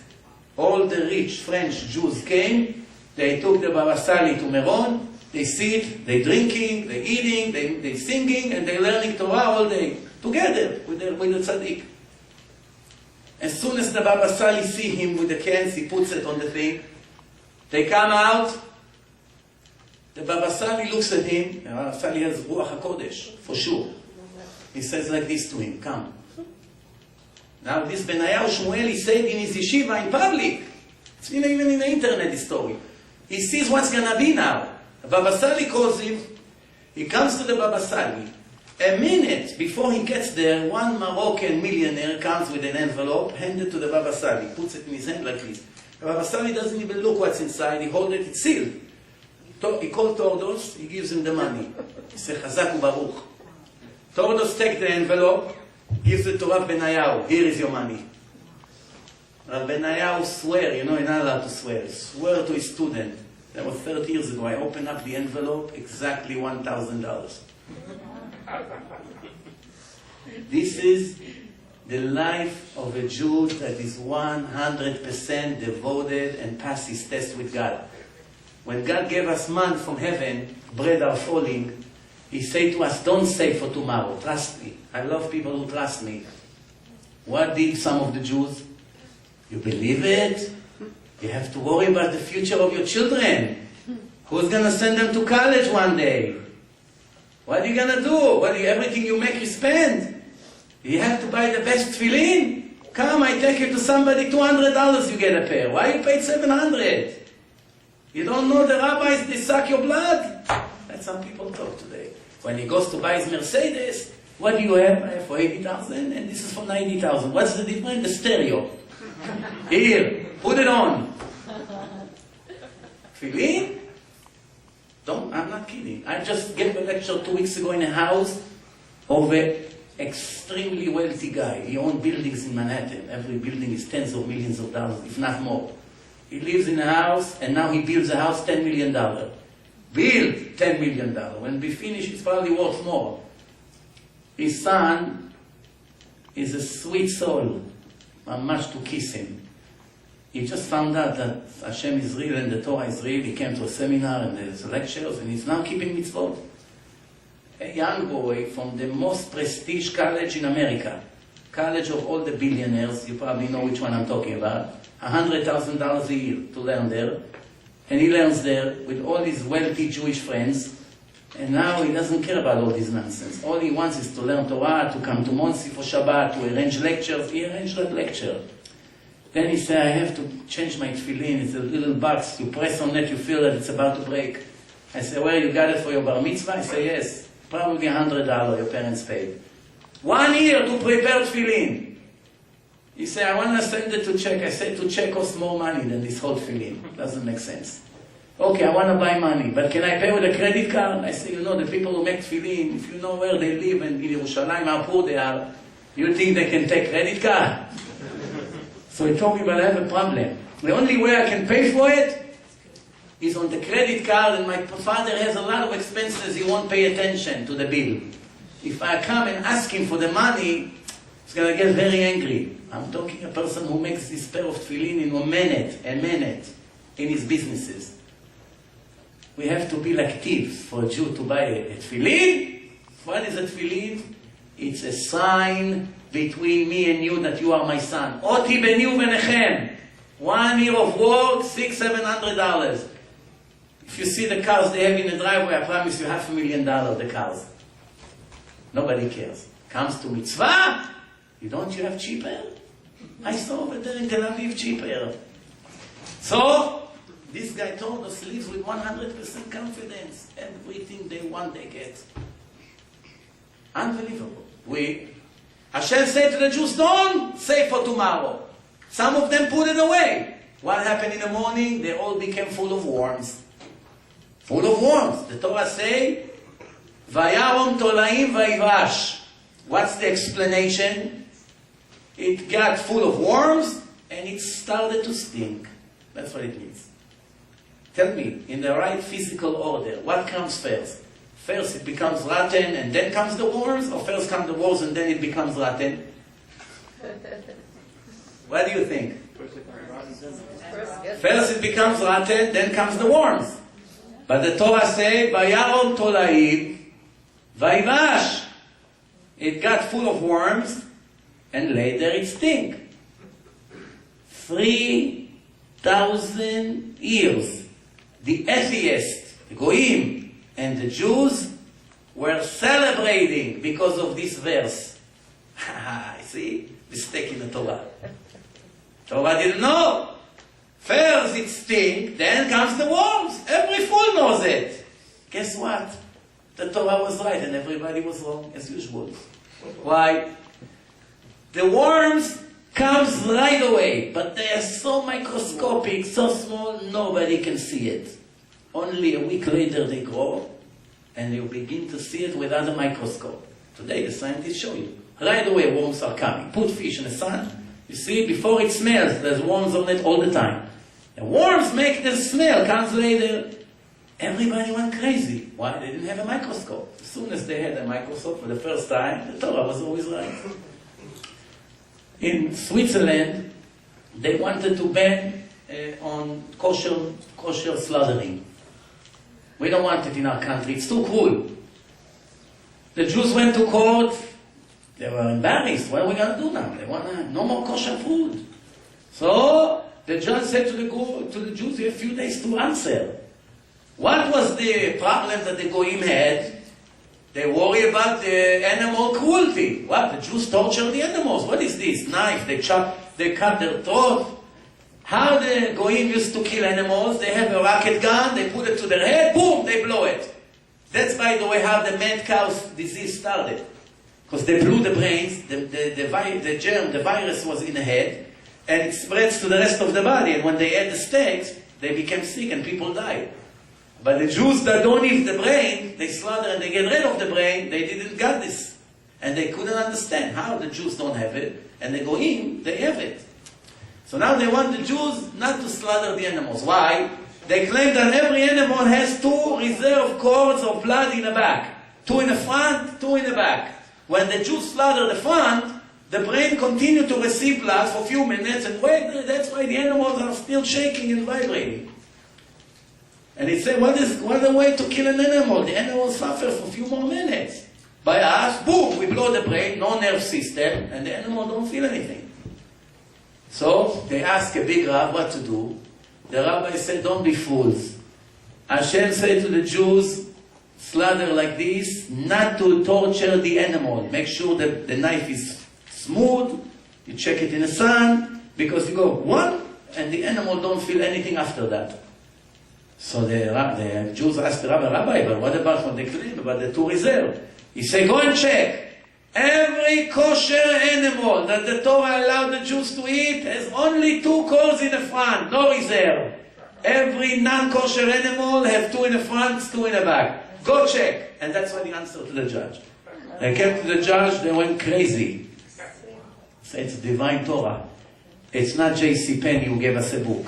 That was written 300 years after he died. And everybody draw him in a different way. Ponytail, this, goatee, earring.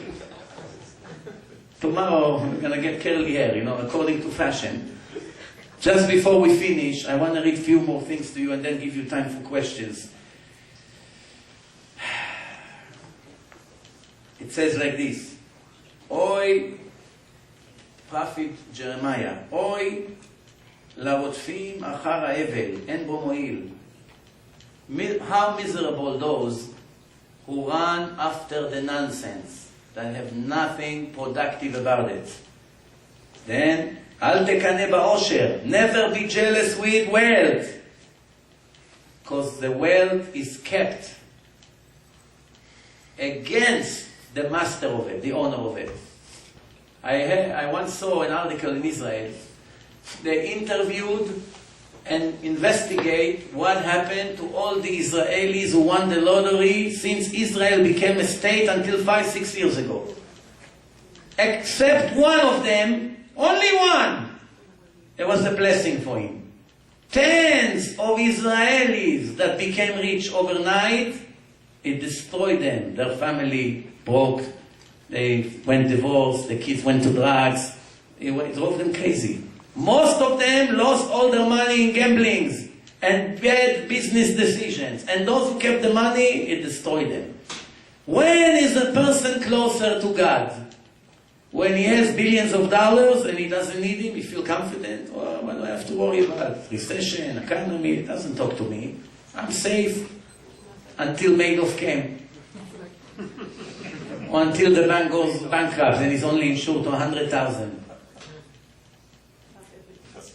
So, the Gemara asks, why Hashem doesn't give us on Rosh Hashanah the entire wealth? Anyway, He knows in Rosh Hashanah how much money we're going to make for the whole year.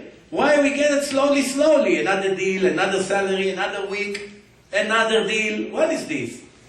If Hashem give you everything up front, you forget about Him until next Rosh Hashanah. Father, here I'm back. Give money to your son, anything he wants, and send him away. Maybe once a month you get a phone call. But if he needs every day, the daily wire, Abba, no, you send it? Abba, how are you today? It's all phony. If he could, he said, Abba, just send the money. I don't have time for you. Abba, did you send, how are you today? Feel good? How's your back? Everything just for the last question. No, did you send a check? The father enjoyed to speak to his son. That's why he gives him slowly. Like a baby. One candy once at a time. Because you want him to return, to give you a hug. That's what the Torah says. I didn't make it up. One guy told his father, Abba, I'm going to India. I need $10,000. You're going to love this. $10,000. Father, like, apparently he's rich in Israel to give your son $10,000 to go to India. You know India, it's Hodi, Indian. Jew, Yehudi. When you take the youth from the Jew, he become Hodi. The most holy things in nature, the most impure person, you know, those who bow down to Buddha, put some flowers and ashes over there. So what happened? I wanted to go to India for a month with my friends. The father is observant, so he tells his son, I'm willing to give you the money, one condition. What is the condition? That you put tefillin here. This is the tefillin I got for you, you never wanted to put it. You need me now? That's the deal. Put tefillin every day. 2 weeks from now I'll call you and I find out. If you put tefillin for the last 2 weeks every day, you get the money. The son, what does he have a choice? He said, deal. He went to India. After a week, he calls, Abba, you preparing the money? You tell me. You putting tefillin every day? Sure, what? You don't trust me? No, absolutely, no problem. 2 weeks pass by. The boy calls, Abba, the due date arrived. What? You putting tefillin? You sure? Wow. Why am I calling? Of course. I kept my part of the agreement, the boy said. The father says, so why do you worry so much? We made a deal, no? You'll get the money. When? Today. How are you today? You cannot wire money today, only tomorrow. So don't worry. I promise you today you'll have the money. The end of the day arrived, the guy calls again. No, where is the money? He says, son, I'm very disappointed from you. You promised to put tefillin, but you're lying to your father for 2 weeks straight like this. Cold-blooded liar. The son says, Abba, how do you talk to me like this? What? I put tefillin for you for 2 weeks, now you're talking to me like this. Say, you fool! The $10,000 is in the tefillin pouch!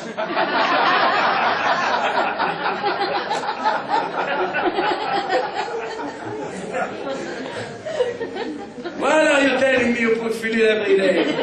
This is what Hashem say to every Jew. Your parnasah, it's in your pocket. You have to be trustworthy to get it. Do something. Show me that you care. You don't care. We pay the price. Everything has an outcome. So what's the next pasuk says? כאשר יצא מבטן אמו, האום ישוב. He came naked out of his mother womb. He's going to the next world naked.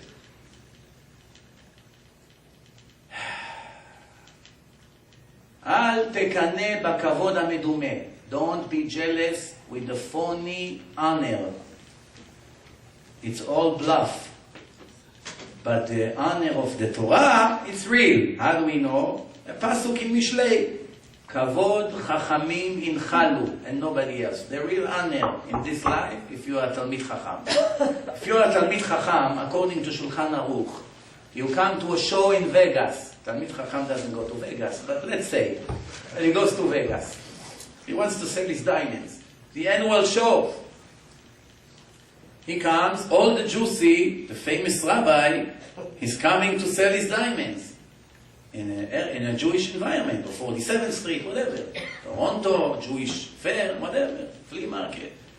Once the Talmid Chacham show up in the market, everybody has to fold their merchandise and close it right away until he finished to sell all his merchandise. This is the law in Shulchan Aruch. Talmid Chacham doesn't have to go to the army. He's dismissed immediately. He doesn't have to pay any taxes. He doesn't have to participate in making roads. Remember, in the old days, they didn't have the equipment of today, and they make all kinds of nice highways. The way they made roads, they had horses with carriages. They just had to volunteer one day for a few hours. They put an ad in the shuls. Everybody has to come to participate of moving rocks, because we want to make a new road, so we chop the trees off, getting the trees out, moving the rocks, and we're making a new road, or a shortcut. Everybody, the billionaire, has to come. Everybody. Talmid Chacham that ride on a bike doesn't have money for a car. He doesn't have to come. Hashem says. If you bring him, you violate the rules of the Torah. If a billionaire comes to the Rav, and the Rav tells him something to do, he must listen to him. He doesn't go by who has more money. Because he knows Torah, and Hashem says you must respect him. Where does it say it? Parashat Shoftim. Everything you ask them, everything they order you, based on my Torah, you must listen to them. Don't move left or right from what they tell you. So now remember, when a rabbi tells, I'm not talking just everybody that looks like a rabbi. Not everyone that has a beard is a rabbi. I know people with long beard, they don't know how to read Rashi in the Gemara. Doesn't go by the size of the beard or the hat. The sombrero is very nice in Mexico, you know, it's bigger. Jose, they don't have beard, the Mexicans. That's what tell us that they're not rabbis, because today everything goes by the image. Nobody cares about the real knowledge. How do we know the famous rabbis today? I'm not talking about the giants one, the old ones. The ordinary famous rabbis, how do we know them? From the newspaper. That's where we got them from. We don't know about them. We are not in the world of the Torah to know which great Talmid Chacham. We're the religious newspaper. They decide who's the great rabbi. So if the newspaper like him because he's his neighbor, or he's married to his granddaughter or something, tomorrow you become the chief rabbi. That's how it goes. Not everyone really is a great rabbi. But if the greatest rabbis, they make a verdict and a decree, it's exactly like God said it.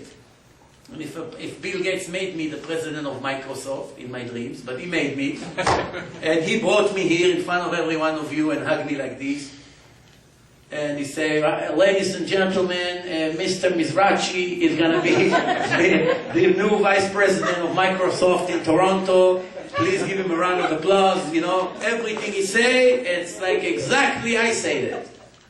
Everybody clap, you know, they like to be nice to Bill Gates, and he left. And then I say, you, come, make me coffee. 2 minutes before Mr. Gates came, I spoke to you, didn't say hello to me. Now, all of a sudden, I'm the boss. Make me coffee. Why?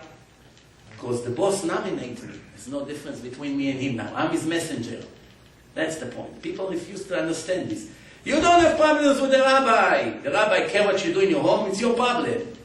He represents Hashem. He tells you what the Torah says. And that's what people like to ignore all the time. The Torah says, Reshit Chochma, Irat Hashem. The beginning of wisdom, it's first to be fearful from Hashem, to have fear.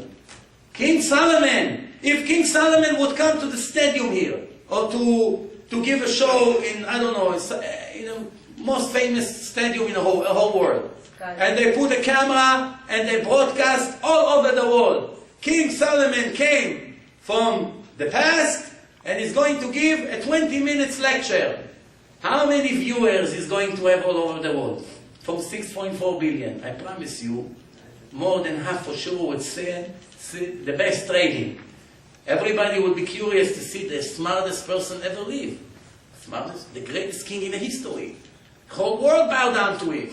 Everybody from all over the world came just to see who he is, king, princess, to bring him all kinds of gifts. Nobody touched a Jew in his time. The Jews were gods, each one of them. That's the real history. So, if he comes now, King Solomon. I once went to a lecture of Rabbi Yosef. He's 90 years old today. At that time he was about 78. If I remember correctly, it's the last time he visited in New York. I think that was his last visit. It was Purim, 12 or 13 years ago. It was in a place in Brooklyn, much smaller than this room, not even half of this big place. There were thousands of people inside like sardines. If the fire department will come, I promise you this place will be closed permanently. Sardines! I didn't know. I got lucky. I came an hour before the lecture with my video camera and I sat the first row in his face. The camera was close to his face like this microphone to my face. That's how close it was. I put it on his table. But that was the first time in my life I saw respect of a Talmid Chacham. Thousands of people, the street was closed, few blocks in Brooklyn, police closed it, pushing just to touch his hand. Nothing. There's no time to talk to him from the noise, just pushing to touch his hands. I got out of there alive by a miracle. Just to touch the hand of the Chacham, of the big Chacham. I had a girl with college degrees from Israel. She used to think that she's the smartest in the world. Somebody brought her to my lecture, Torah and Science. She heard science. People come for the science, not for the Torah. I found the trick, so I called it Torah and Science. So, what do you do? You want your son to come give you a kiss, you pull up a candy, you give him. He comes. Abraham, come, I'm busy. I have candy for you. Yeah, 2 seconds later it's there.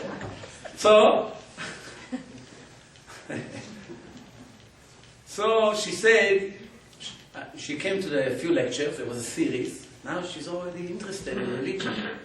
I invited her for Shabbat. Listen to this, how ignorant we can be. She said, Shabbat in Muncie, maybe it's too much for me, you know. I said, no, don't worry, all the gangs here, all the group here, they're all coming. We're going to do Shabbaton. She thinks, she decided to come.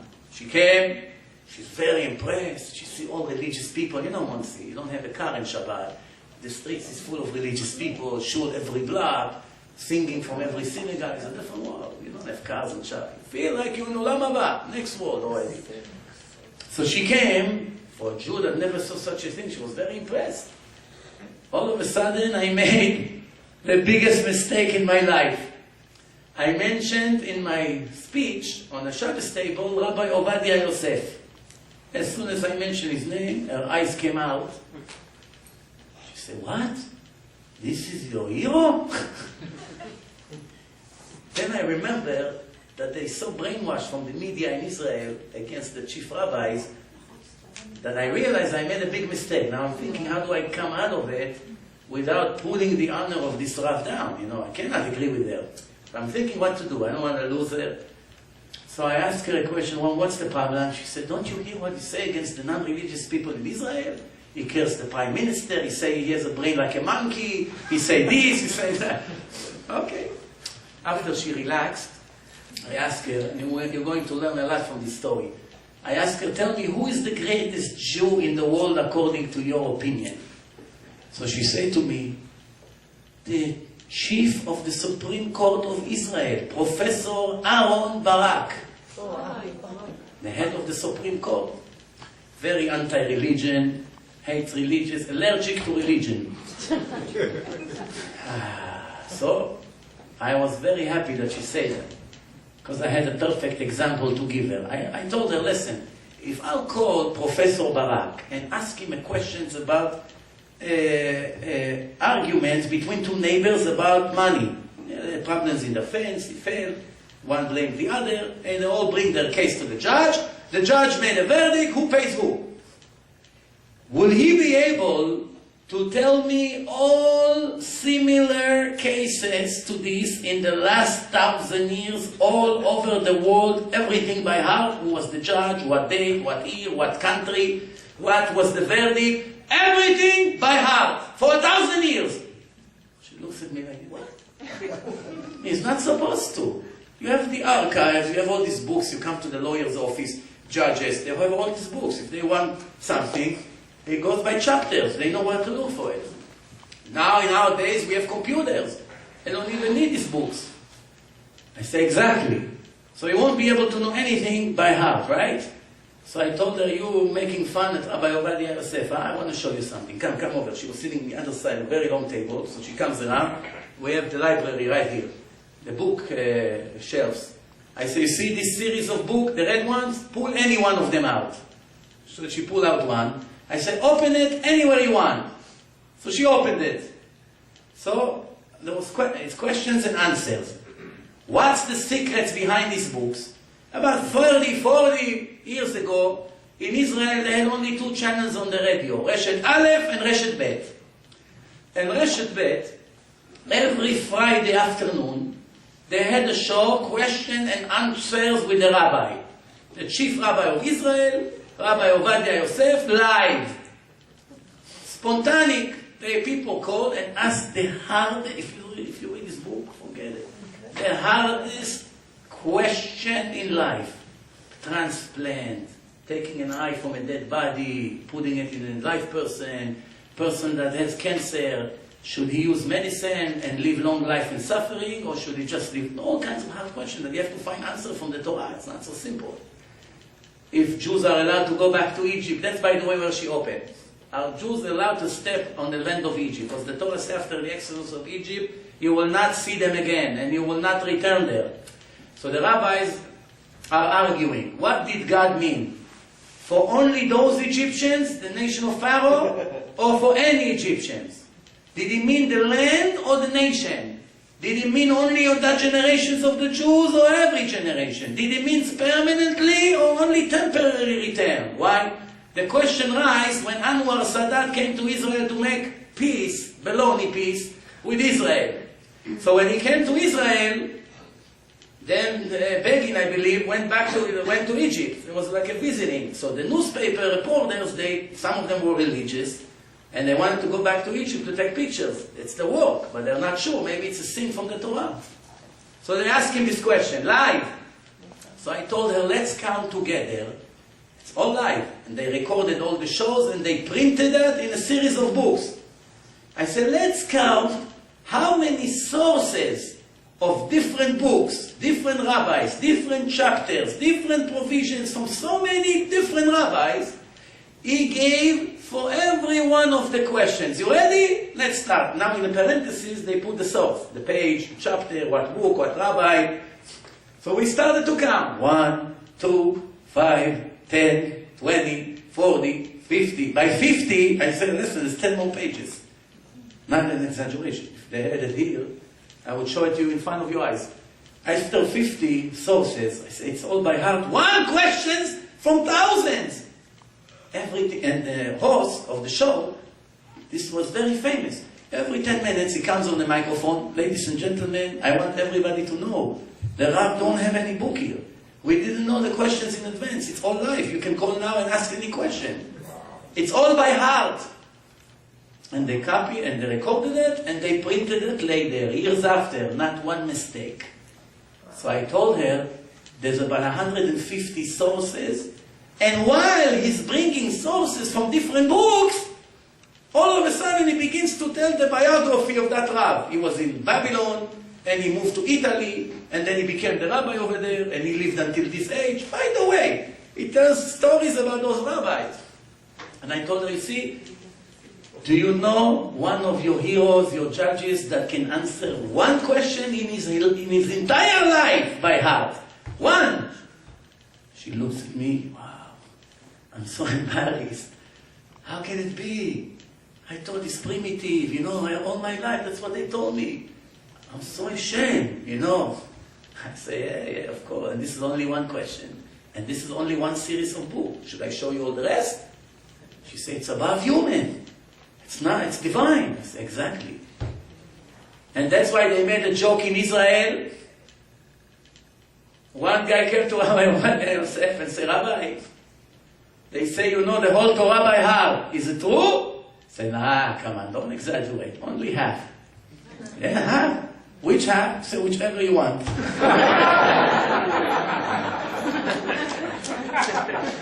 One time in his life, he broke his 2 legs.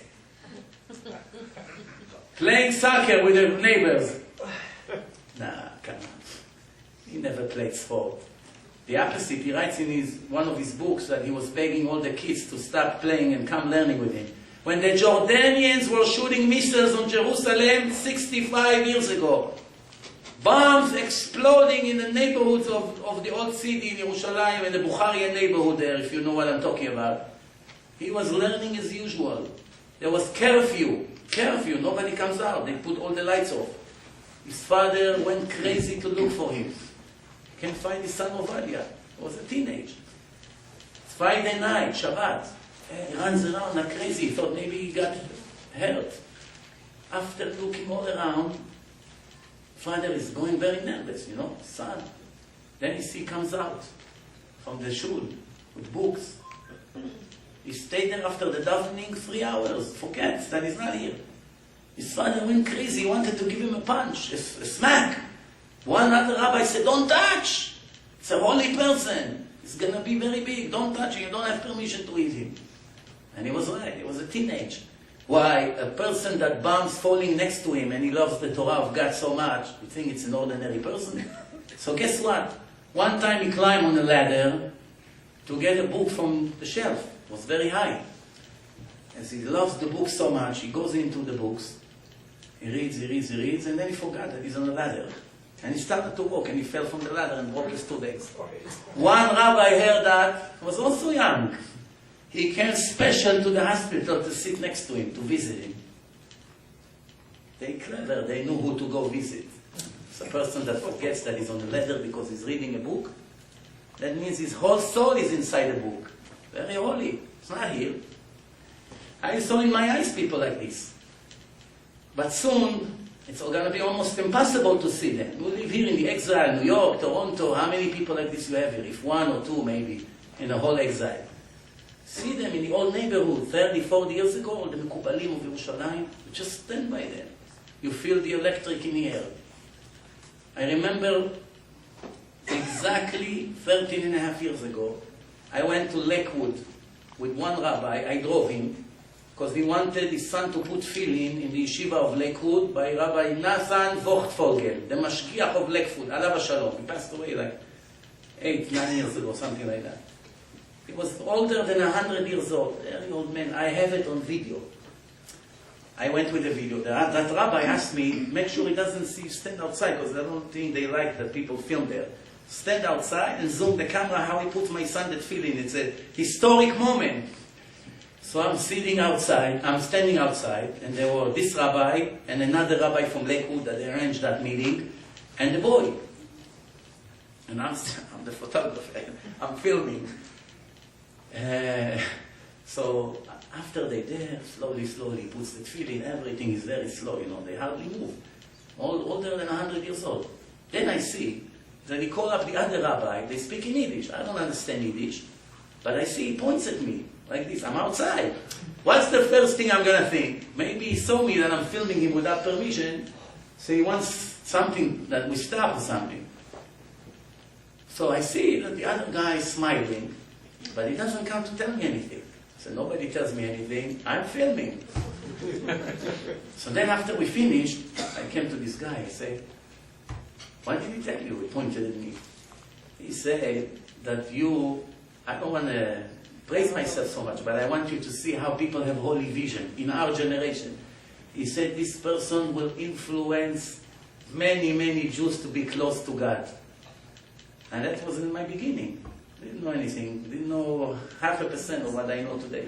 He looked at me, well, if you see how I looked 14 years ago, promise you, no indication whatsoever that one day I'm going to give lectures the way I looked at that time.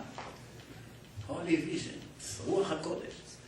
If I didn't see that story in my eyes, I would still have some doubts in some of the stories that I read. But after I saw in my eyes, what? Who would guess? Point like this, speaking to call him, tell him this. Then he passed away. You read some of his books. You get excited. But we're losing these giants. That's it. And by the way, the Gemara says that before Mashiach comes, all these greatest Chachamim will disappear. One of the signs, En ben David ba ad shelo ichlu hachachamim min hador. Mashiach will not show up until all the Chachamim will disappear from the generation.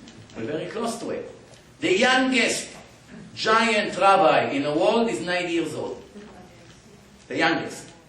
90 and up. 90, 96, 97. That's their ages. Not that many. You can count them on two hands. The next wave of rabbis is nothing to compare. The world is a different world. We grew up in different filthy world. They didn't have it when they grew up. Today when you send your kid to yeshiva, I say to people, 20 years ago when you send your boy to yeshiva, you still had you were imagining that this guy will become another big Rav, big Chacham. Today, all you have to do is just beg God, please keep him religious. Forget about being a big time. Just be religious. I'll give my life for this. If we are realistic. What do they grow up with? MP3, they know the baseball player, the cars, that's what they do, what house you live in, the kids in yeshiva, they come. Let me see your tie. You're not cool. Yes. I see kids in yeshiva. I see where they go to this is the best yeshivot. Some of the best in the world. He comes and says to the mother, please don't come with his car to pick us up. Can't you borrow the neighbor's car? Why? All his friends, they come from rich families, they come with nice fancy cars. And in this generation, the people only cares about materials. It bothers him. Previous generation people care car.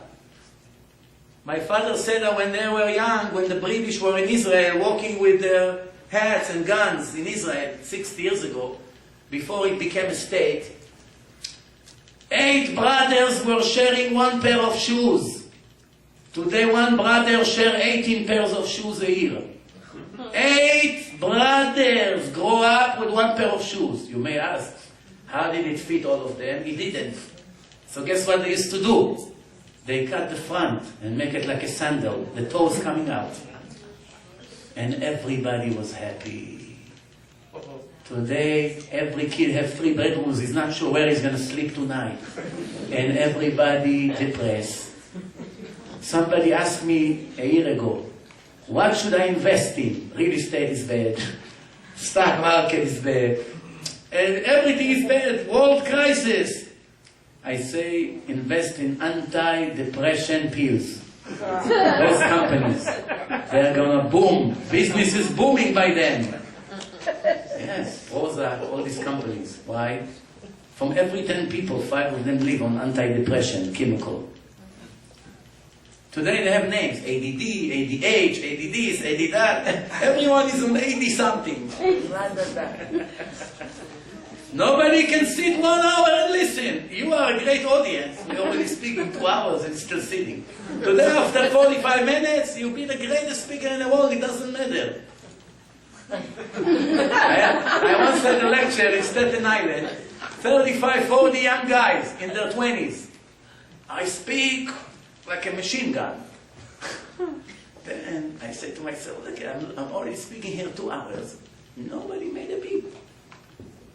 Very young guys like this, I see. So I said, everyone so far is clear? Anybody has questions? So one guy got up. In Hebrew he was, Achi! Achi means my brother. He went like this, I'm a Superman! 25 guys got up, yeah! I looked the guy who brought me there, I said, what is this? He said, all on drugs. I was saying my God. I didn't even listen to one word. His thing is Superman, he's quiet.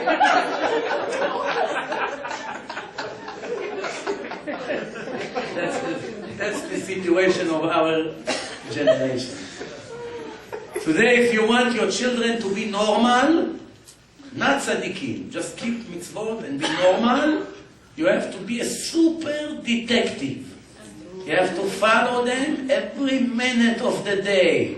Where they go, who they spoke to on the phone, when they leave, call to see who's these guys, check their cell phone, check their pockets every day, check in school about them, give some money to their friends to tell you where they go. You have no idea what's going on here. You have no idea what's going on. You have no idea what's going on. Internet, Facebook, all these things. Forget it. Families are broken to pieces with these things. You know? And that's why I said to pray to Hashem, just keep them religious. I'll give my life for it. To be a Talmid Chacham, once in a while there is a diamond soul comes to the world. You don't need education for him. He hates nonsense. He likes to learn. How many like this do you have? I see sometimes in the shul, all the kids playing outside. All of a sudden you see one shining diamond sitting with Gemara. I feel like running, kissing this boy. No? How many like this you have? In the old generations, almost everybody was like this.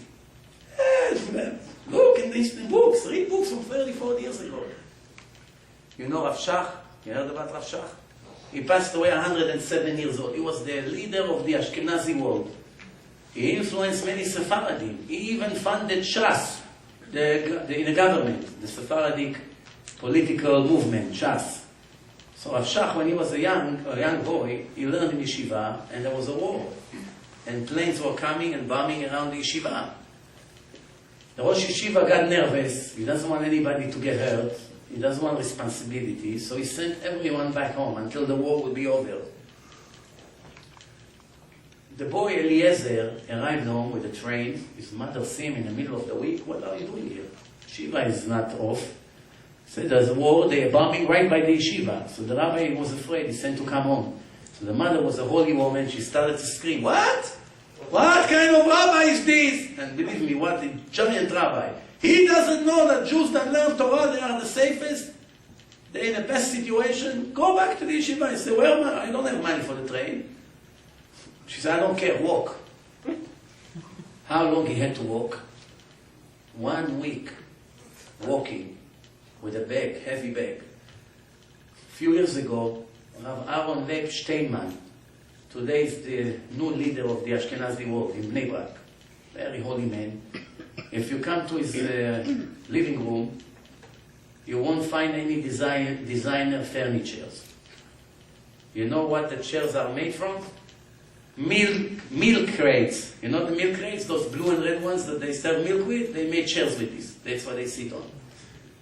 You may think that he's poor. Poor guy cannot afford to buy chairs. Probably he had more money ran through his hand more than all of us together. As one guy in Monsey said, every night you sleep in my house, $300,000 you get from me. Good way, huh? Sleep somewhere, they pay you for that. But what does he do with the money? He gives it to institutions. And he lives a very simple life. He's also 97 years old now.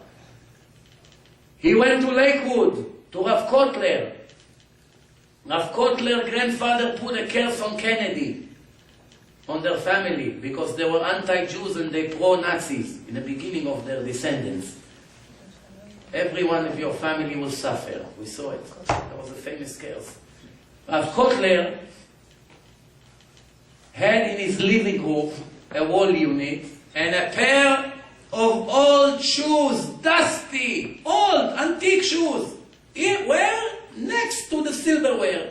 Chanukia, shoes, kiddush cups, shoes in the middle of the wall unit. No, you see such a thing? You're curious, no? So he comes to Rav Kotler. He inherited these shoes from his father, grandfather. He said, what is the shoes in the wall unit? What's the story here? I know there's some significance, no?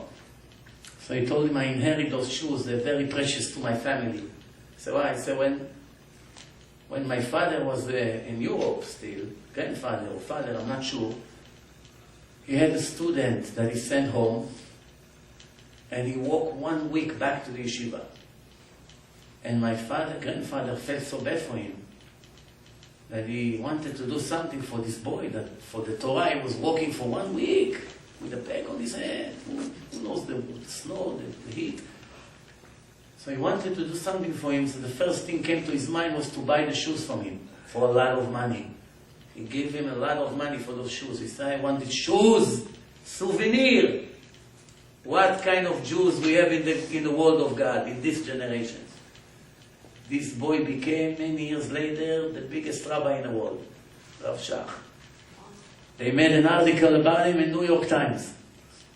How an old person, older than 100 years old, is not involved in a political war in Israel.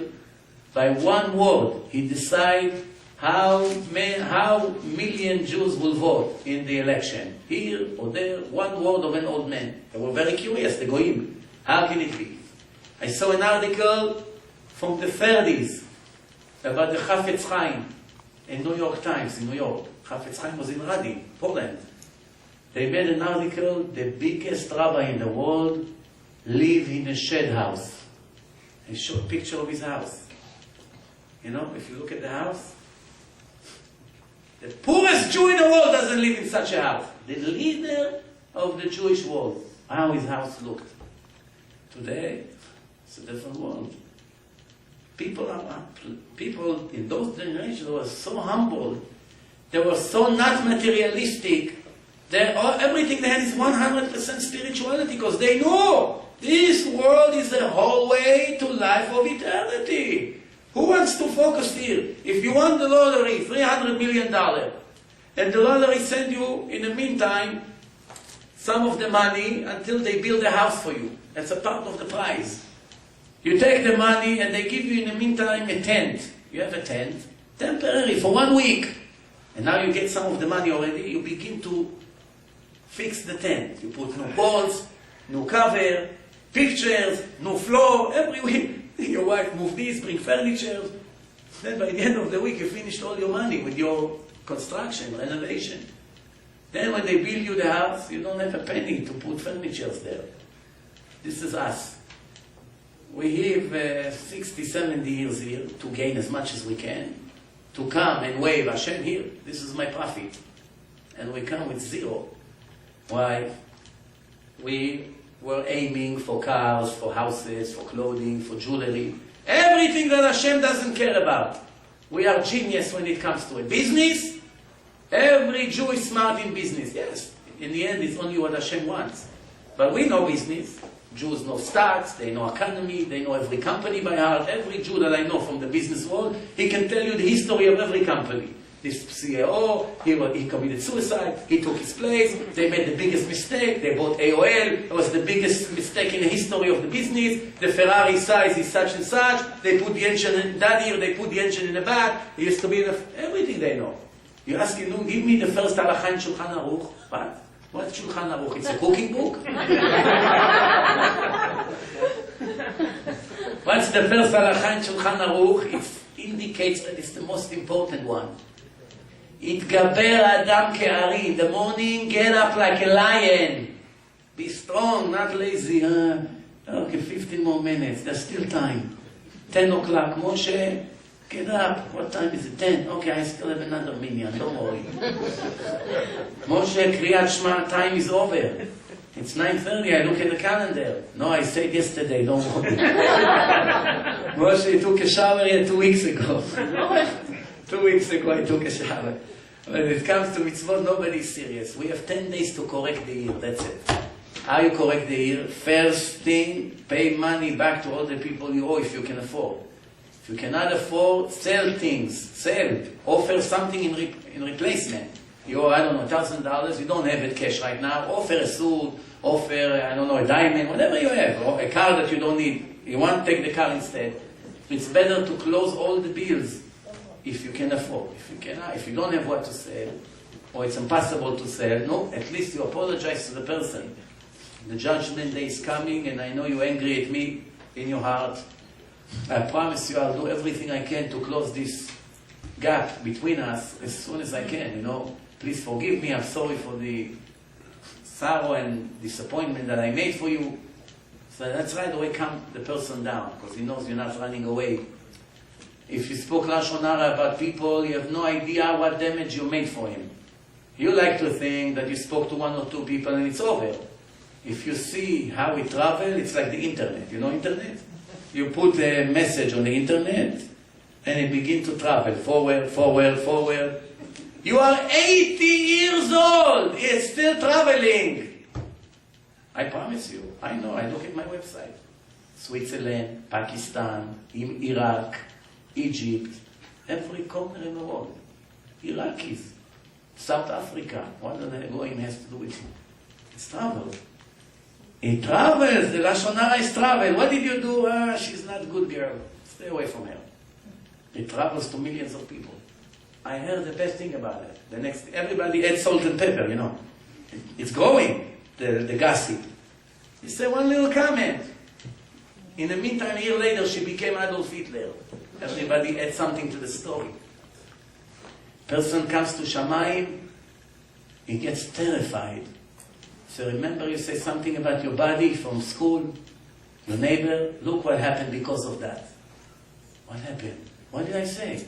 You say that this neighbor, you suspect that he's not an honest person, but he was an honest person. You didn't know the details, you just said it, let's see what happened. You see this guy? He was about to invest $2 million in his business. He heard what you said, he got scared, he did not invest.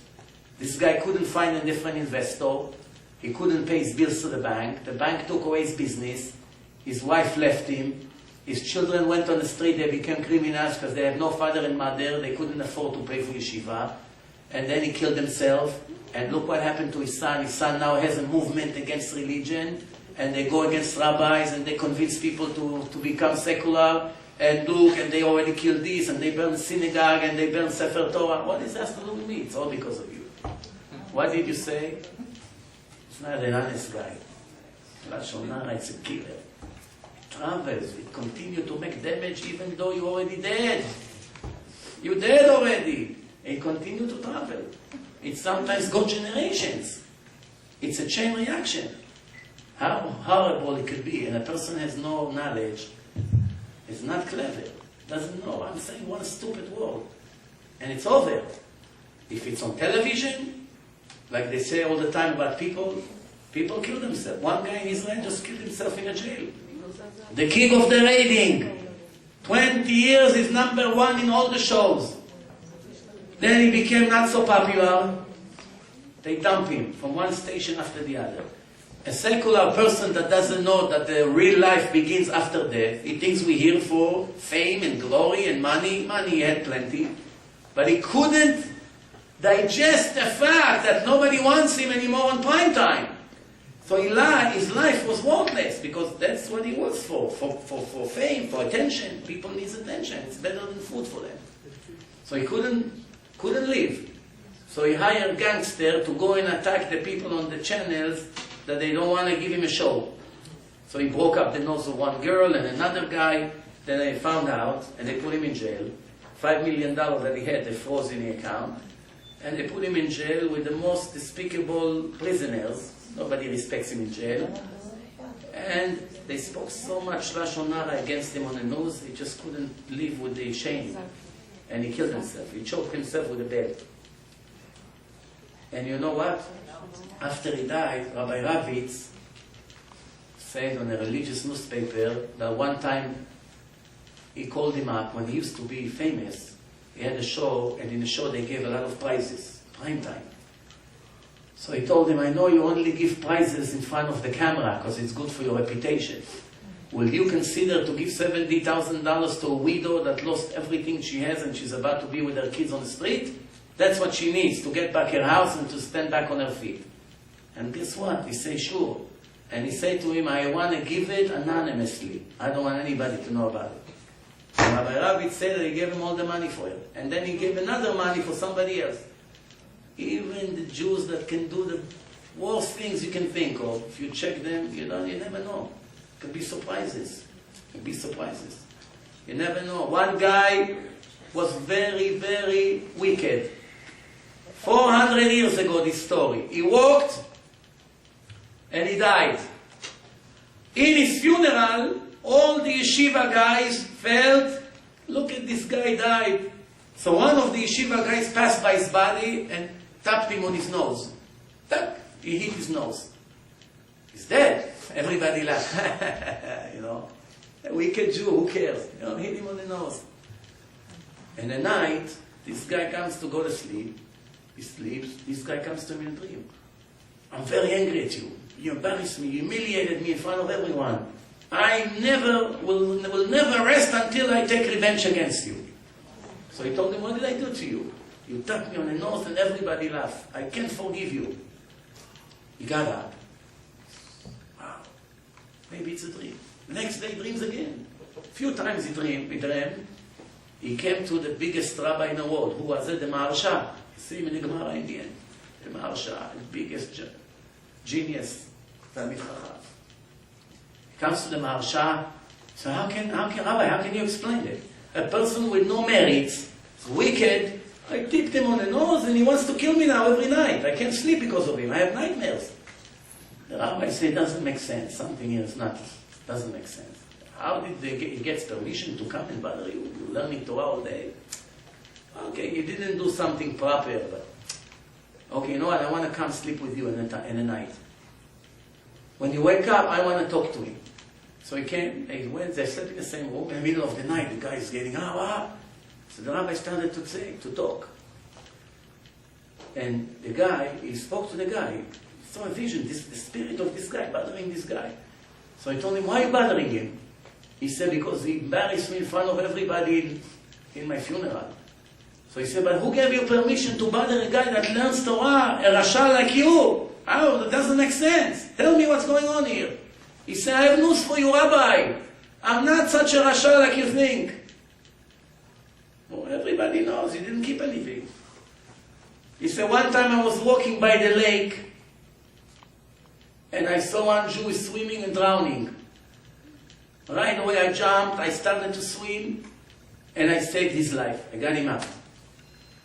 Then I started to talk to him, and he told me that he's learning Torah in yeshiva, and he came just to swim here a little bit, and he doesn't know so much how to swim, and he felt that he lost control. And we became friends. He appreciated me, even though I'm not religious, because I saved his life, so we became friends.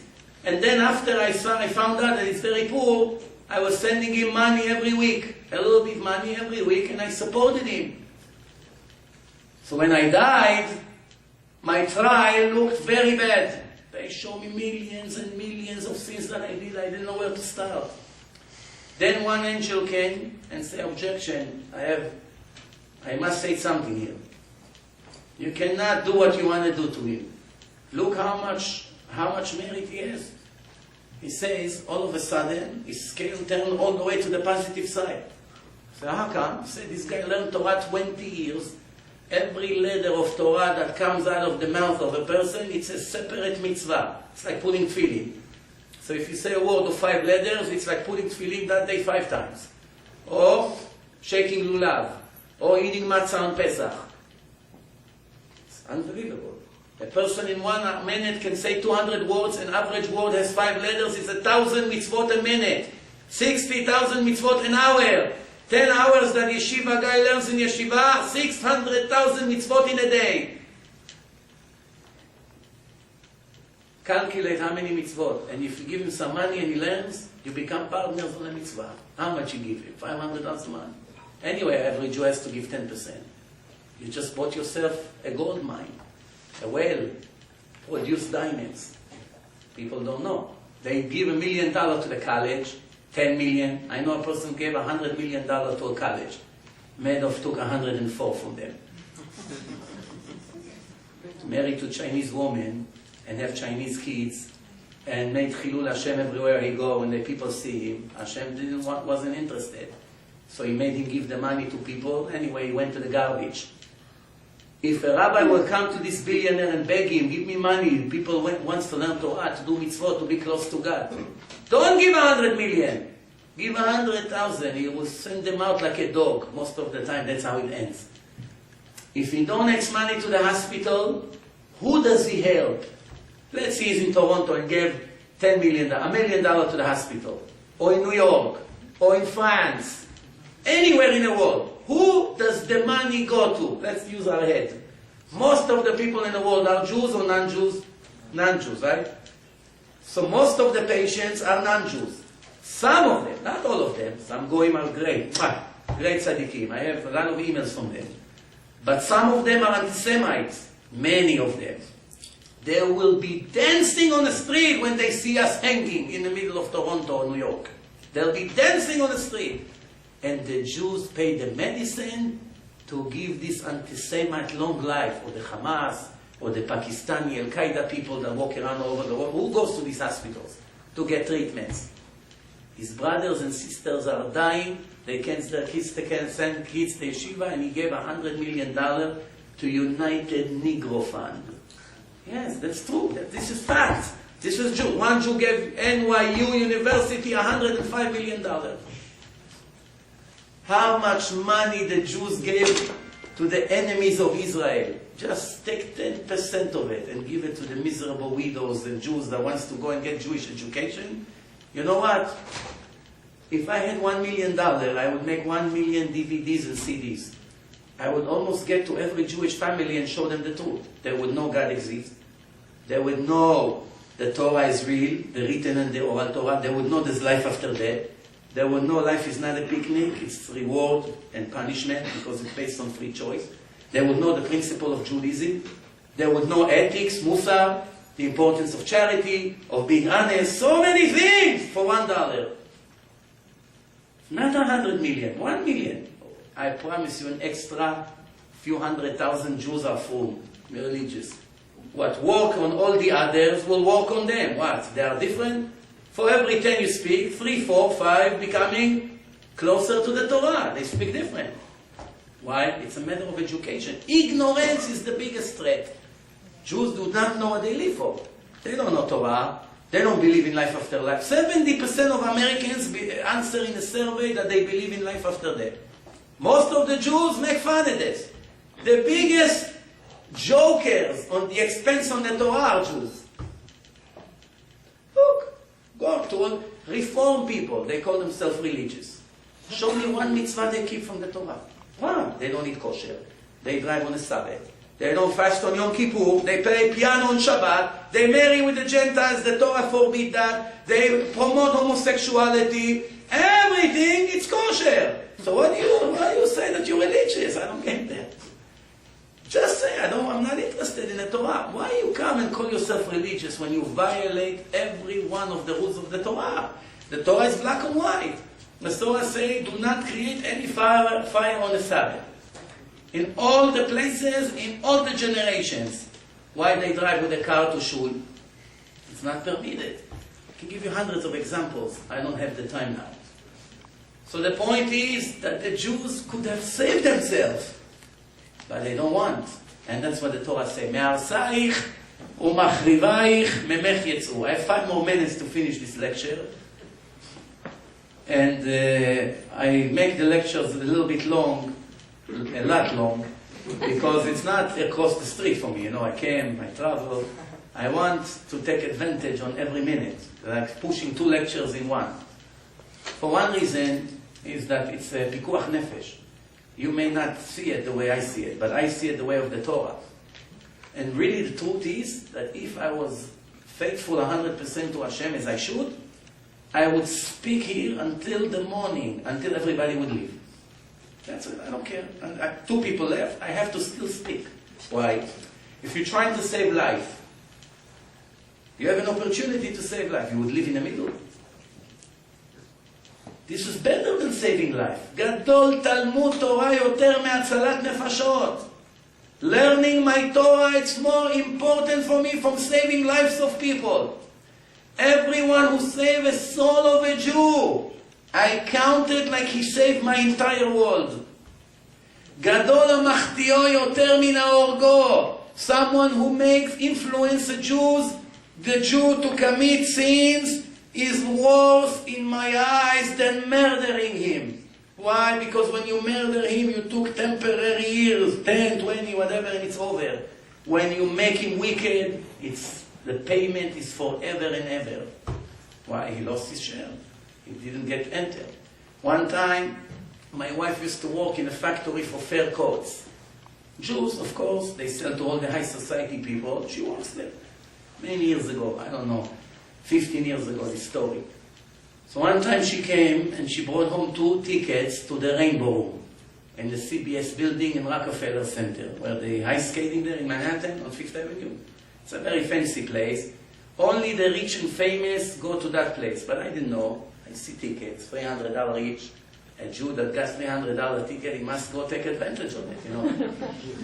Yeah, why we have 2 Torahs, written oral?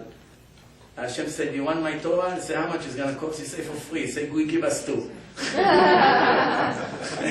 So, I show up, jeans, leather jacket, not exactly bow tie like they want. But I didn't see the back of the car, there's condition, the back of the ticket. We come, me and her, we're the youngest people there. Everybody, I think, was 50 and older. All limos, Rolls Royce, all these fake people coming out. And I come, I stand over there, I say, hey, hello. The guy looks at me like an alien, you know, from a different star or something. A UFO. He looks at me, he looks at the ticket, he looks at me, he looks at the ticket, he looks at me like this 2 times. Embarrassment, you know, I saw that something is wrong here. He takes a little flashlight, he looks at the ticket to see if it's fake or not. He cannot believe that this is real, that somebody like me, such a lowlife, come with a ticket to such a place in his 20s. You know, it's a big gorilla they put over there, so he looks like this. I say, I'm very sorry, I cannot let you in. I say, why? I got these tickets. I say, no, the tickets is okay. The ticket is not the problem. You are the problem. I say, why? He said, you didn't read the back of the card. I said, what do you mean? He said, here, read. Look, no sneakers, no jeans, no this, bow tie, black tie. There, rules over there. None of these things. You fulfilled. You violated every one of these provisions. I said, come on, who cares now? You know, what do I dress? I want to come listen to the show. So I'm very sorry, my friend.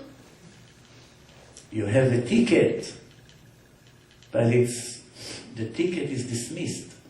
Expired, my friend. Why? In the back of the ticket, you have conditions. Every Jew has a share to the world to come. Check the back of the ticket. Don't violate my covenant that I made with you, Shabbat. I have CDs in English and in Hebrew. I promise you, after you listen to that, you will consider very, very seriously, never ever to violate Shabbat. Because for the first time in your life, you're going to understand what's the covenant. What does it mean? Eternal covenant between the creator of the world to the 13.2 million Jews that are here. The diamonds of the world, of the creation. If the Jews do not learn Torah, I destroy heaven and earth instantly, the Torah says. Im lo briti yomam v'layla. If the Jews don't learn around the clock Torah, I have no interest in this world anymore. Which means we are the gasoline of this creation that is moving. King David was one of the most legendary people. Read Tehillim, you begin to cry. How he referred to God. Begging God, show me your truth. Make me close to you. Help me with this, help me with that. Please light my eye. I'm very happy with the problems that I have. I know you do it to make me close to you. Tzarot levavi irchivu. My problems make my heart wider to accept more. What? You read it, you can't believe it. Who was David HaMelech? He didn't live on 5th Avenue. He didn't have a house in Great Neck or in castles of somewhere here. What did he? He was a shepherd with a flute, playing for the sheep, collecting what they just did, walking with them in the mountains. His father was hiding him because people spoke, maybe he's a mamzer. illegitimate boy, because the father left the mother and the people started to spread rumors. The prophet Samuel comes, God told him, go to this house of Ishai. One of his sons is the new king of Israel. All of them are standing, big, tall, righteous. They stand like this. He has a horn with oil. His job, the prophet has to spill the oil on the head of the king. From this moment, officially he became the king. Before he moved into the palace, just when the first drop of oil touched the head of the person, he became a king. Which means, if before the oil touched his head, you embarrassed him, you made a sin from the Torah. Nobody kills you. After the oil touched his head, you embarrassed him, execution right away. No, you didn't embarrass him, you embarrassed the representative of God. That's the rule. Mored b'malchut. So, none of the oil doesn't speak. He asked him, do you have another son? He's trying to say no. No. What do you mean? It's not good for them? He said, no. Hashem told me in your house, and I see it's none of them. Yeah, I have another one. It cannot be him. Bring him over. Read in Shmuel. As soon as he entered the door, the oil flew to his head against gravity. He didn't have to spill. They're all shocked. What was he doing? If you read Tehillim, you can't believe it. My soul is thirsty to you, Hashem. Please show me your truth. He didn't ask for money. Nothing. Look at his request. Nothing. Only to be close to Hashem. There's one chapter in Tehillim that David HaMelech cares somebody very much. Such curses, you can't believe it came from such a big tzaddik. You read it, you can't believe it. Why? Did he curse murderers? No. Did he curse lazy people? Did he curse angry people? No. Who did he curse? Who did he curse? Ungrateful people. People who receive good from God and return bad. Don't appreciate, complains all the time, walk depressed. Why are you depressed? I lost $10 million in the market this year. It's been a horrible year. You forgot the second half of the sentence. You still have 90 million. You're better than 99.9% of the people in the world. They would die to be you. Person doesn't see the positive, only the negative. That's why we all suffer. A cup is half empty and half full. One person describe it half empty, negative. One says half full, great. Half of it is water. The other one, all negative. Two people run into an accident. Each one of them broke his leg. The first one comes out, I was planning ski, and this, wow, my whole year is finished. I can't play baseball in the park anymore. What a tragedy. Why did it happen to me? Why? The other one, thank you, God. Thank you that I'm not dead. It's only a leg. Same thing. One thanking God, one complaining. Which side we want to be? And the last minute, העולם הזה, this world, not last minute, count. And this world is, a person in this world is like a person who drinks from the ocean. Salty water. The more you drink, the thirstier you become. Why? Like Coca-Cola. It's planned that when you drink it, you want another one. It never makes you not thirsty. If you're thirsty, drink water. Everything else makes you more thirsty. Why? It's designed. It's designed to make more business. Salty water means the more you have, the more you want it. The more women you have, the more you become crazy about it. The more money you have, the more greedy and running after money you become. 80 years old, he's still planning his next building. When is he going to buy it? Show me the deal. Send me the facts. 80 years old, what are you planning anymore? Relax already. No, time out. Learn Torah 6-7 months. Give some of your millions, help people establish some Torah, yeshiva, give us DVDs to non-religious people, wake them up. Buy something. Not for me. I hope you're not thinking I'm exaggerating. I promise you everything I say is based on personal experience. I see it all around. I don't sit here and make up things. I tell you, this is what I see. I see people who come to cry to me And if you hear how much money they make a month, I don't make 1% of them, and I don't cry like this. Or some of them come to cry about the wife. What's the sin of the wife? She doesn't want to come naked in front of his friends. That's why he's crying. He wants her to wear this when she doesn't want. One guy says, you fanatic, what do you mean no bathing suit? Ma, how my wife going to get 10? I said, I want to ask you a question. If your wife would come in the middle of your party, in front of all your friends in the house with bikini, with some juice. Anybody wants juice? In the living room of your house. 300 guests. Children, everybody, your father-in-law, everyone is there. Your father, hi, with bikini. What would you do to her? Shh, forget it, finished. I said, so what's the difference if she wears the bikini here or tomorrow on the beach in front of 1 million Guidos? What's the difference? Tony is less than the guys that visit in your house. He looks at your wife less than them. It's just that you're not normal. You think here it's legit, here it's not. Same thing abortions. To kill the baby inside because the skin is covering him, to push the knife and butcher him to pieces. How he runs from the knife, see in the sonogram. Until they butcher him to pieces and they vacuum him with a vacuum. That's legal. But if he came out, to butcher him now, it's electric chair. Why? The skin covered the crime. And the Torah says, Kisarnu kazav machsenu. 2 million Jews were murdered in Israel from the beginning of Israel until today in abortions. Most of these ladies who did it didn't know they murdering kids. They didn't know. If the doctor will be a little bit more generous, giving them some more information, probably most of them would get up and say, you know what, I'll have the kid and I won't do it. Most abortions were done because of money issues. How can we raise a third son?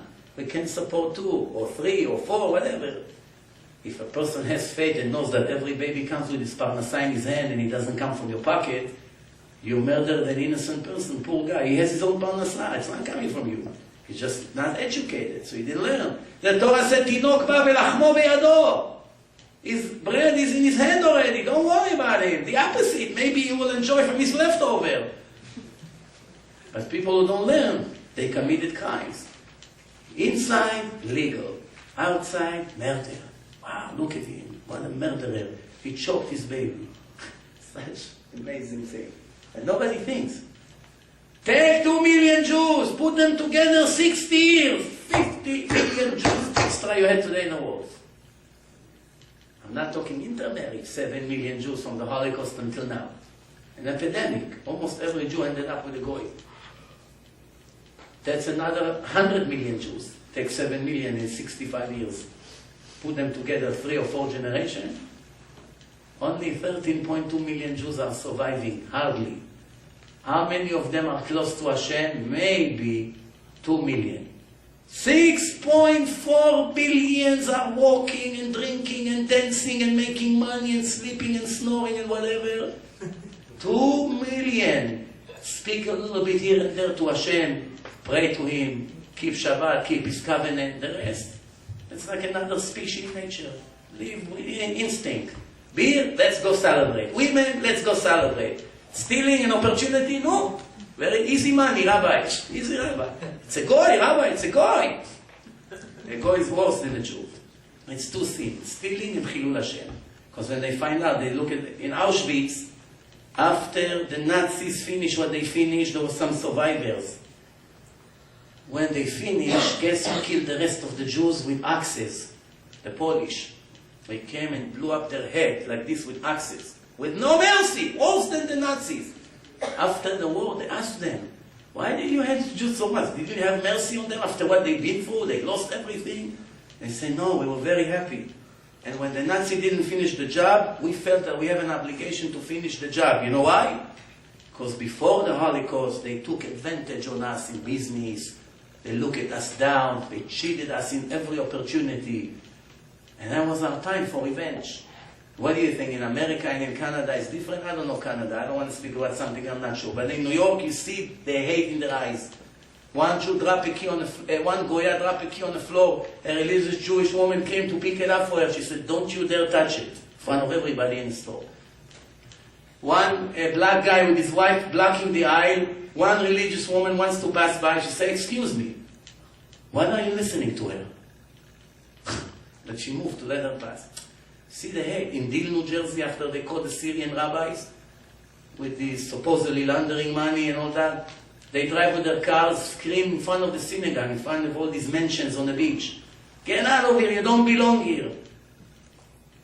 Who knows, in a year or two, how many of our brothers and sisters will go to jail for problems, money, Switzerland? They are under investigation now. There's big depression in the community there. It's the richest Jewish community in the world. They used to sponsor probably half of the institutions in the world.